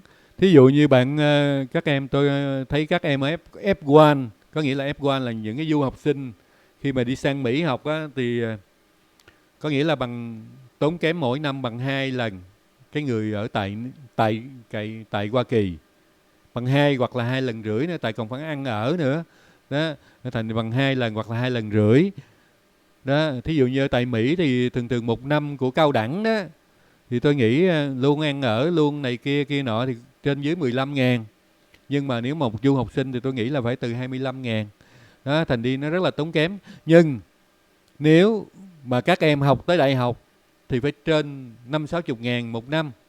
Đó, thành đi từ chỗ đó thì gia đình lo không nổi. Thành đi tôi nghĩ như vậy. Rồi từ đó thì nó gãy đổ cái vấn đề học. Thành đi tôi nghĩ tới cái số lượng du học sinh đó nhiều hơn. Là tại sao? Tại vì mình là người ở ngoài nước thì mình chỉ có làm được cái việc đó thôi, là làm được cái việc ở ngoài nước thôi. Đó, thì tôi đang nghĩ làm về những cái ngân hàng tín dụng. Thành đi cái đây là một cái ý tưởng, chứ thật sự ra cái chương trình này thì cũng còn cần phải có thời gian. Tại vì thật sự bản thân tôi không có nhiều tiền đó, nhưng tôi nghĩ thì đông tay mới vỗ nên kêu. Thì tôi nghĩ là từ đó nếu mà chúng ta có chương trình và chúng ta dùng cái sức thuyết phục của chúng ta nói, nếu mà người Việt Nam cùng đồng ý thì chuyện gì cũng có thể là thành công. Mà nếu mà khi mà làm được ở ngoài nước rồi thì chúng tôi sẽ áp dụng chương trình đó vào trong nước. Cũng xin chính phủ Việt Nam để mà áp dụng chương trình vào trong nước. Đó, để làm chi? Để giúp cho cái người sinh viên nghèo ở Việt Nam được đi học bằng cái mong mỏi của họ. Bởi vì thì theo thông tin thì tôi biết là hiện bây giờ thì cái vấn đề mà tiền học phí ở tại Việt Nam bây giờ thì phải mượn qua những cái ngân hàng không phải là dành cho giáo dục. Thí dụ như về ngân hàng thương mại cũng đâu phải là dành cho giáo dục đâu. Hoặc là ngân hàng về nông nghiệp, hoặc là ngân hàng này ngân hàng kia, thì thật sự đó là những cái sản phẩm của ngân hàng thôi. Còn khi mà chúng tôi thành lập thì cái ngân hàng tín dụng chỉ làm về giáo dục, chỉ đầu tư vào giáo dục, chỉ có nghĩa là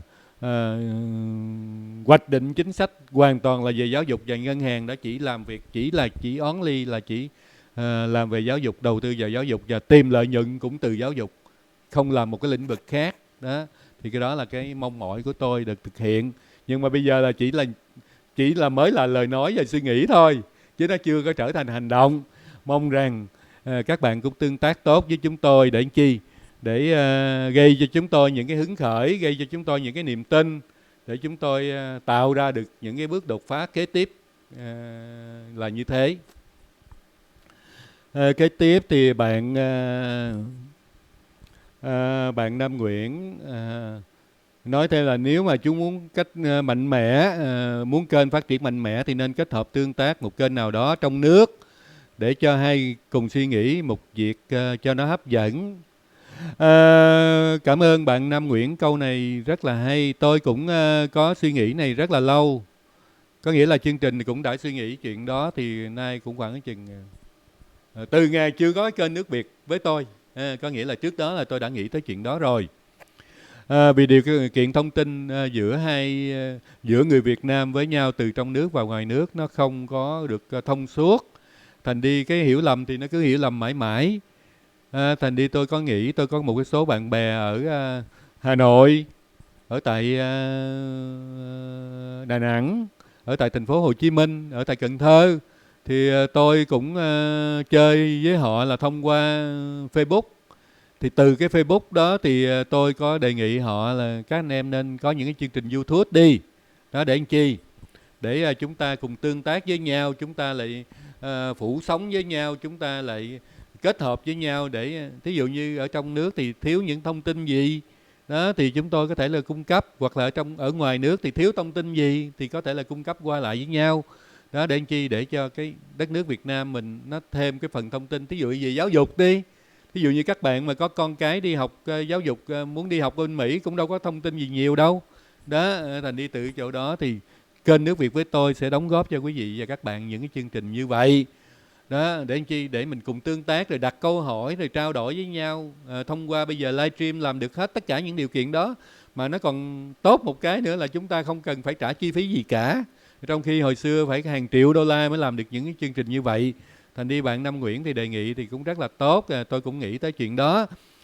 Nếu mà được thì bạn cứ giới thiệu cho tôi những cái chương trình nào ở ngoài, ở tại Việt Nam mà muốn làm những cái việc như vậy thì cũng kết hợp với chúng tôi. Thì cứ vào trang của chúng tôi có những cái thông tin sẵn sàng tiếp đón các bạn để cùng nhau tương tác. Cái tiếp thì bạn Vân Dung Bùi nói là nước Mỹ là quốc gia văn minh của loài người. Cái này là bạn Vân Dung Bùi nói như vậy. Cảm ơn bạn. Kế tiếp thì bạn Nguyễn Cherry nói là luật giao thông ở Mỹ mà sao số tai nạn giao thông ở Mỹ nhiều gấp 3 lần Việt Nam ghê vậy. Thật sự thì tôi không có cái thông tin này và tôi cũng không có cái thống kê này. Nếu mà bạn có thì bạn nên bỏ cái đường link vào để lần sau tôi sẽ đọc những cái comment của bạn, tại vì tôi không có cái thông tin này nhé. Thành đi tôi không có tranh luận được với bạn. Một năm 4.000 vụ tai nạn giao thông. Tôi không có thông tin ha, mong bạn thông cảm nha bạn Cherry. Nếu mà thật sự ra nếu mà 4.000 vụ giao thông thì tôi nghĩ nếu mà bạn nói là 4.000 mà ở bên Mỹ hay là bên Việt Nam, nếu mà 4.000 thì tôi nghĩ là nếu mà ở bên Mỹ thì vậy là so thì nó ít hơn là nước khác đấy. Cảm ơn bạn Nguyễn Cherry. Kế tiếp là bạn Dương Nguyễn. Chào chú nhé. Xin chào Dương Nguyễn. Rất vui là được gặp bạn trở lại chương trình. Chương trình hiện bây giờ thì có được nhiều bạn mới, rất là vui. Tôi đọc cái tên là bạn Hồng Thum. Bạn Hồng Tun này thì Mỹ là địa ngục của loài người. Bạn có thể là nhìn vấn đề ở khía cạnh nào cũng được ha. Tôi không có ý kiến. Kế tiếp thì bạn Hoàng Mai Lâm. Thằng Hùng này là ba que. Cảm ơn bạn. Tôi là sáu que. Kế tiếp là bạn Mo Violet Phạm. Giải thích như ông thì ông Tổng thống Trump cũng nói sai, nói dầm nhiều lần, không lẽ Tổng thống Mỹ không có học? Không, tôi không có nói là Tổng thống Mỹ không có học. Tôi nói là nhiều khi nói sai cũng là một chiến lược, phải không? Nhiều khi mình nói sai rồi sau đó mình nói đúng thì nó cũng không có sao. Nhiều khi các bạn có quyền suy nghĩ thế nào cũng được. Nhưng mà tôi nói là nếu mình nói sai thì mình sẽ mất uy tín. Chứ còn bạn nếu thí dụ như nếu mà bạn dùng chiến lược đi, nhiều khi bạn thí dụ như giờ tôi muốn tăng thêm cái lượng người xem của chương trình dễ lắm. Tôi chỉ cần sao? Tôi chỉ cần lên chửi nhau đó thì tăng lên cái lượng liền. Tại vì những cái bạn thích chửi nhau vào xem cái chuyện gì mà tương tác và gọi là negative, có nghĩa là xấu á, thì mọi người thường để ý, phải không? Thành đi cái đó là cái tăng lượng chương trình là như vậy đó. Các bạn biết không? Cái đó là những cái điều kiện mà những cái người làm thông tin thì các bạn biết rồi. Cái thông tin thì tôi cũng giải thích ở đây thì để cho các bạn biết về cái vấn đề thông tin thêm một chút xíu nữa.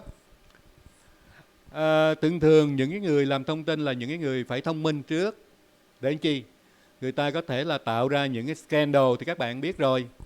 Scandal là cái gì? Scandal là người ta đưa ra một cái vấn đề nào đó mà chúng ta cũng có thể là làm cho cộng đồng mạng chia làm hai phe.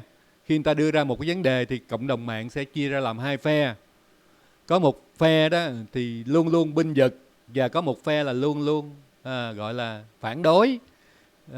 Có nghĩa là theo tiếng Anh gọi là pros and cons. Có nghĩa là một cái bên á, là luôn luôn là phản đối, và một cái bên là luôn luôn, có nghĩa là sao? Có nghĩa là luôn luôn ủng hộ. Thì từ chỗ đó thì cái vấn đề đó, cái vấn đề nó gây lên cái gọi là cái chú ý. Nếu mà bạn làm truyền thông mà bạn không gây được chú ý cho cộng đồng thì mình làm truyền thông nó bị sao? Bị dở. Thành đi nhiều khi cái người làm truyền thông người ta cũng người ta cũng tạo cái scandal. Các bạn biết không? Từ cái chỗ những cái scandal đó đó, nó làm cho cái tăng cái lượng view đó. Thì bởi vậy nhiều khi có những cái người thì phải làm bằng cách này, làm bằng cách khác, phải không?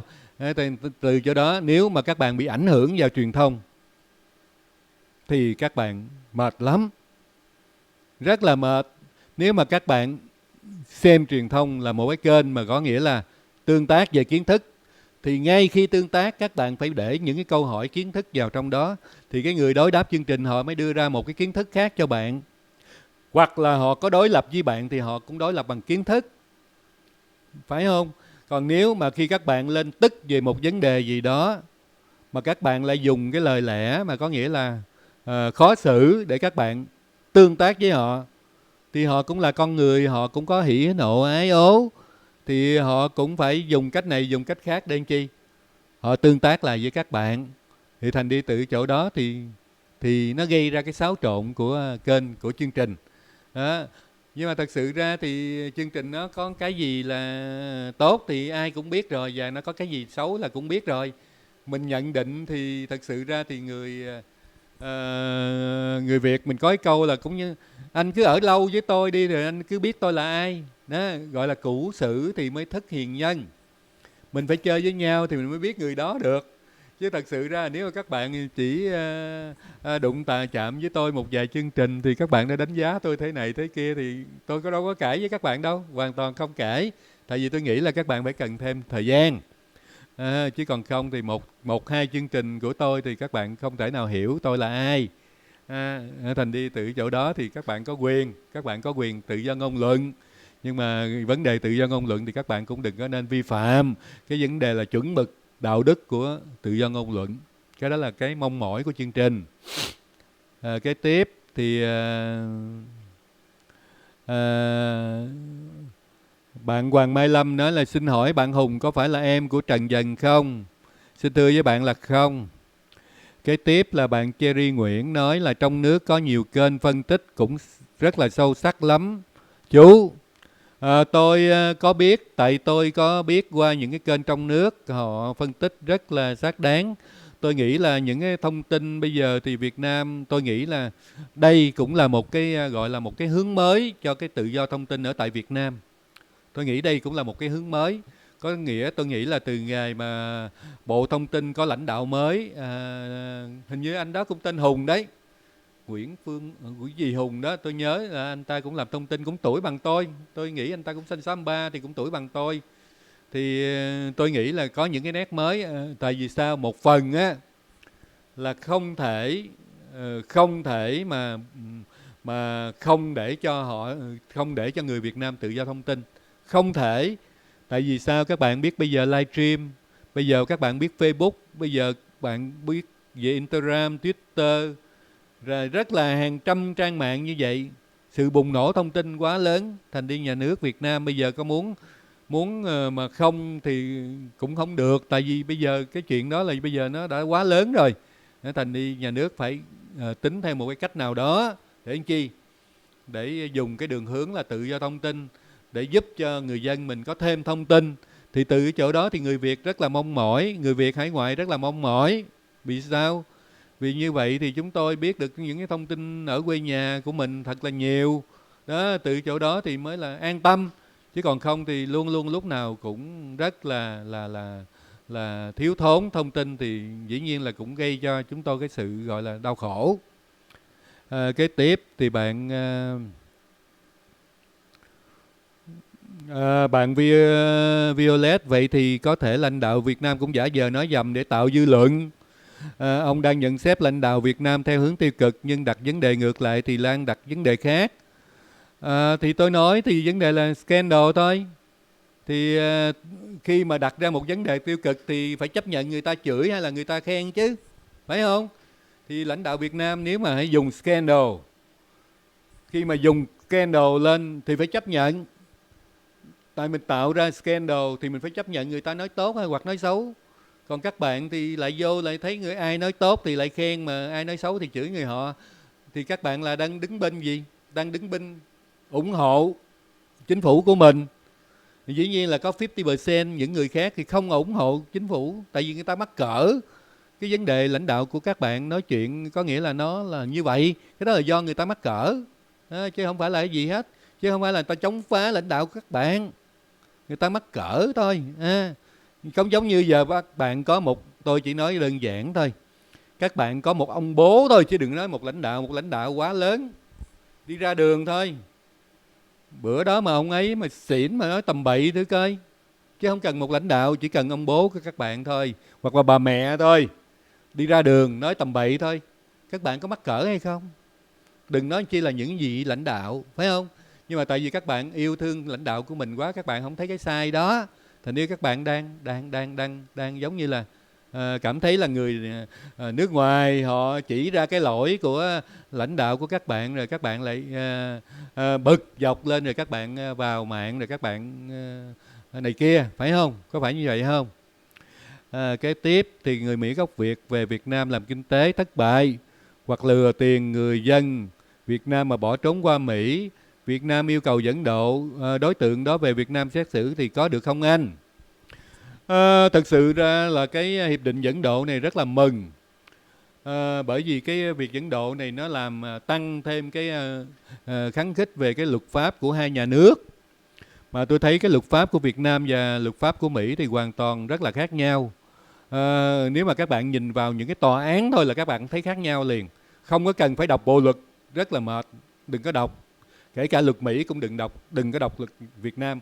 Mà các bạn cứ vào ngay kênh YouTube, các bạn tìm một cái gọi là một cái buổi xét xử của luật sư của tòa án ở tại Mỹ, rồi các bạn tìm một cái gọi là một cái tòa án ở bên Việt Nam, các bạn đem ra các bạn xem thì các bạn sẽ thấy khác nhau xa lắm, hoàn toàn khác nhau. Có nghĩa là hoàn toàn không có gì giống nhau hết, kể cả hình thức, kể cả cái cách làm việc, kể cả thành đi tôi nghĩ cái luật dẫn độ mà được tốt mà như vậy mà làm cho cái luật pháp của hai nước mà hiểu nhau hơn thì cái tội phạm từ Việt Nam chạy sang Mỹ thì cũng sẽ bị dẫn độ về tùy theo quốc tịch thôi, hoặc tội phạm ở Mỹ thì cũng sẽ bị dẫn độ về Việt Nam thôi. Cái đó là rõ ràng thôi. Cái đó tôi còn mong ra càng sớm càng tốt, để làm chi, để biết ai có tội ai không tội, chứ còn không là các bạn cứ lên rồi chụp mũ người nào đó là ba que, là cộng sản, là chống chế độ. Các bạn thường thường các bạn biết sao không, người ta đó mà bị bắt có nghĩa là người ta cũng chưa có tội nữa, các bạn biết không? Ở bên Mỹ nó khác. Khi mà người ta có tội là chừng nào tòa xử án ra kêu án người ta thì người ta mới là tội phạm, còn trước đó người ta vẫn là một công dân bình thường. Còn trong khi chương trình Nước Việt với tôi, các bạn lên kết tội nó là thế này, phản quốc, rồi phản động, rồi là ba que, rồi sáu que, rồi chửi quê hương, rồi các bạn phán bừa, phải không? Các bạn lên chương trình, các bạn không có một cái cơ sở gì để mà chứng minh ra hết, các bạn chỉ nghe lời tôi nói là các bạn phán bừa, rồi nói tôi thế này thế kia, phải không? Thành đi tôi mong rằng các bạn nên làm theo cái kiểu, có nghĩa là hiểu biết theo kiểu như tòa án mình phán thì bắt buộc là phải có chứng cứ, phải không? Thì mới bắt tội người ta được, chứ còn không thì sao mình bắt tội người ta được? Các bạn đang dùng tự do ngôn luận mà các bạn đang quá trớn, các bạn vi phạm luôn. Vấn đề là có nghĩa là vấn đề là có nghĩa là xúc xỉm người khác một cách vô tội vạ, cái đó là cái rất là nguy hiểm. Cái tiếp cũng không sao, thì các bạn cứ tiếp tục chửi đi, tôi cũng tiếp tục nghe. Cái tiếp thì bạn Ngọc Tuấn Phạm sinh năm 63, vậy anh Hùng cũng sinh cùng năm với tôi. Cảm ơn Ngọc Tuấn Phạm, rất là vui tôi có thêm được người bạn ở trên net. Tôi sinh năm 63. Đó. Cảm ơn bạn, vậy là mình cùng già giống nhau. Kế tiếp thì bạn Quế Vũ Thị, đây là bạn Quế Vũ Thị luôn luôn ủng hộ anh. Khi mà anh làm kênh này thì nghĩa là anh luôn luôn hướng về Việt Nam rồi. Cảm ơn bạn rất là nhiều. Cảm ơn bạn Quế Vũ Thị. Thật sự ra thì hướng về Việt Nam mới làm thì bạn nghĩ là đúng rồi. Chúng tôi đang hướng về Việt Nam và muốn làm cái gì đó tốt đẹp cho Việt Nam, chứ không phải là những người mà ăn không ngồi rồi. Chúng tôi không có muốn làm như vậy. Kế tiếp là bạn Cherry. Cái đó có nghĩa là trục xuất chứ không có thể là dẫn độ. Vâng bạn, tôi không có ý kiến gì cái câu bạn trả lời ha. Kế tiếp thì bạn Violet Phạm, đó là ví dụ trong việc phản biện này thôi, chứ không phải là tội. Nói lãnh đạo Việt Nam không sai, tôi muốn anh nhận xét khách quan hơn. Vâng, tôi không có, tôi chỉ nói là đưa ra. Cảm ơn bạn, bây giờ chúng ta nói chuyện với nhau nó dễ hơn. Bạn MB Violet Phạm thì thật sự ra mình có hiểu nhau chút đỉnh rồi đó. Thật sự tôi nói là nhiều khi người ta dùng scandal đó, có nghĩa là lãnh đạo Việt Nam cũng có quyền dùng scandal đó, hoặc là ông Trump ông cũng có quyền dùng scandal. Nhưng tại sao mình tạo ra scandal thì mình phải chịu ảnh hưởng, sức ảnh hưởng của nó. Mà bạn biết không, những người làm truyền thông là những người chuyên môn tạo scandal, bởi vì người ta muốn dùng scandal để người ta làm gì? Tôi muốn tăng lượt view lên thì tôi đăng những cái negative lên thì sẽ có người xem nhiều. Mà tôi muốn, thí dụ giờ tôi đăng một chương trình về gọi là học vấn đi, hoặc là tôi đăng một chương trình giảng đạo đi, thì lượng view tôi chắc chắn sẽ xuống ngay. Chắc chắn. Tại vì những cái chương trình đó nó không hấp dẫn người xem đó. Thì các bạn biết, còn thí dụ như tôi đăng một cái chương trình gì gọi là cái gì gọi là tiêu cực đi, thì các bạn biết là chương trình đó rất là nhiều người xem. Thì cái đó là do gì? Do cái gì? Nó cái tác động của scandal nó là như vậy đó. Thì các bạn biết lần trước thì cách nay cũng khoảng ở chừng tôi cũng giải thích thêm một vấn đề là vì sao thì các bạn thấy cách nay cũng khoảng chắc hơn khoảng 1 tháng, tháng rưỡi, 2 tháng gì đó, thì bạn thấy cái hiện tượng Ngọc Trinh không? Thì cô ta đi dự một cái gọi là cái Ken, dự mặc là cô ta là diễn viên điện ảnh ở cái Ken đó. Thì bây giờ nó mở rộng ra, có nghĩa là nó mời ngoài cái người diễn viên điện ảnh cũng có thể là đi tham dự, hoặc là những cái nhà thời trang cũng có thể là đi tham dự, hoặc là những cái doanh nghiệp cũng có quyền tham dự. Ngày xưa thì nó chỉ đóng khung là chỉ dành cho cái giới gọi là nghệ thuật thôi, nhưng mà bây giờ thì giới nghệ thuật thì nó gồm có những cái lĩnh vực khác mà nó có dính dáng vô cái vấn đề mà phim ảnh, thì phim á, thì nó sẽ mời. Thành đi Ngọc Trinh là cũng là một trong những người cũng có đóng phim Việt Nam, rồi cũng là người mà đưa những cái chương trình này kia. Mà cô ta cũng là cái người mà được Vũ Ngọc Tiệp. Vũ Ngọc Tiệp là một tay rất là mạnh về candle. Anh ta dùng Ngọc Trinh để mà tạo ra candle. Thì Ngọc Trinh ra đó là sao? Tạo nên một cái scandal, có nghĩa là sao? Thì bận đồ này kia, thì cái đó thì cũng gây ra cái gì? Gây ra cái là có nghĩa là 50% thì người ta sẽ vào, người ta sẽ bên Ngọc Trinh, và 50% sẽ chửi Ngọc Trinh. Kể cả những người làm trong nghề cũng vẫn chửi Ngọc Trinh mà. Thí dụ như trong đó là có hoa hậu gì đó cũng làm về nghề showbiz đó mà cũng vẫn chửi. Rất là nhiều người làm showbiz, họ làm cái nghề của họ mà họ cũng vẫn chửi cái người làm trong nghề của họ. Bạn thấy không? Cái sự ảnh hưởng của scandal nó mạnh như vậy đó. Nhưng trong đó thì các bạn biết Ngọc Trinh cần cái gì không? Ngọc Trinh cần một vai diễn, hoặc là cần một cái nhà nào gọi là về thiết kế thời trang, hay hoặc là một cái vấn đề gì về mà thương mại đó, kết hợp với Ngọc Trinh. Có nghĩa là giống như là chọn Ngọc Trinh để làm là về thương hiệu của họ, thì Ngọc Trinh mới đi tới đó, mới tạo cái scandal. Mà cái scandal đâu phải là do một mình Ngọc Trinh, mà do Vũ Khắc Tiệp. Đúng là tôi nhớ, do Vũ Khắc Tiệp tạo nên. Mà anh ta là một người mà chuyên môn là đưa Ngọc Trinh lên để tạo. thì các bạn thấy không? Ai chửi thì chửi, ai khen thì khen. Nhưng vấn đề ở đây là cái gì?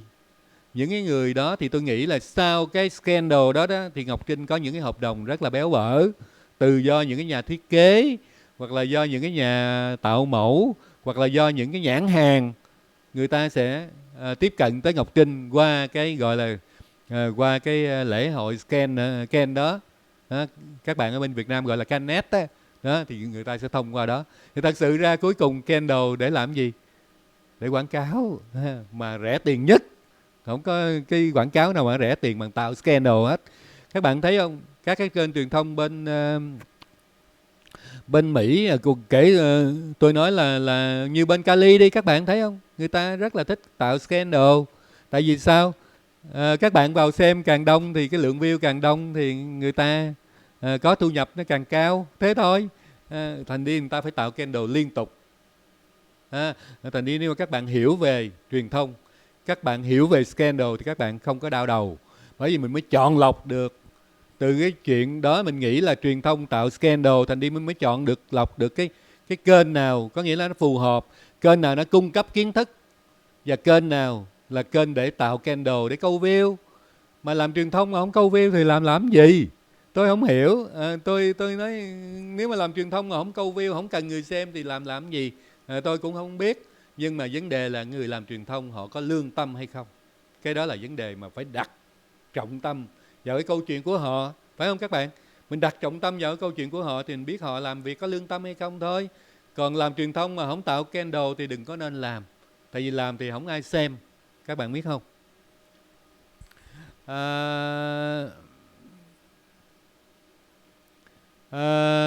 Cảm ơn bạn Nguyễn Cherry. Thì thôi, chương trình tương tác của chúng ta cũng gần 2 tiếng đồng hồ. Đúng rồi, cũng còn khoảng chừng vài phút nữa.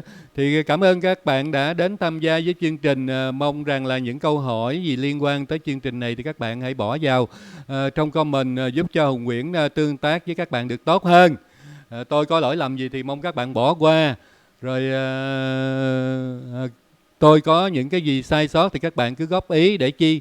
Để chúng ta ngày một thành công hơn, xây dựng cái kênh Nước Việt với tôi thành công hơn.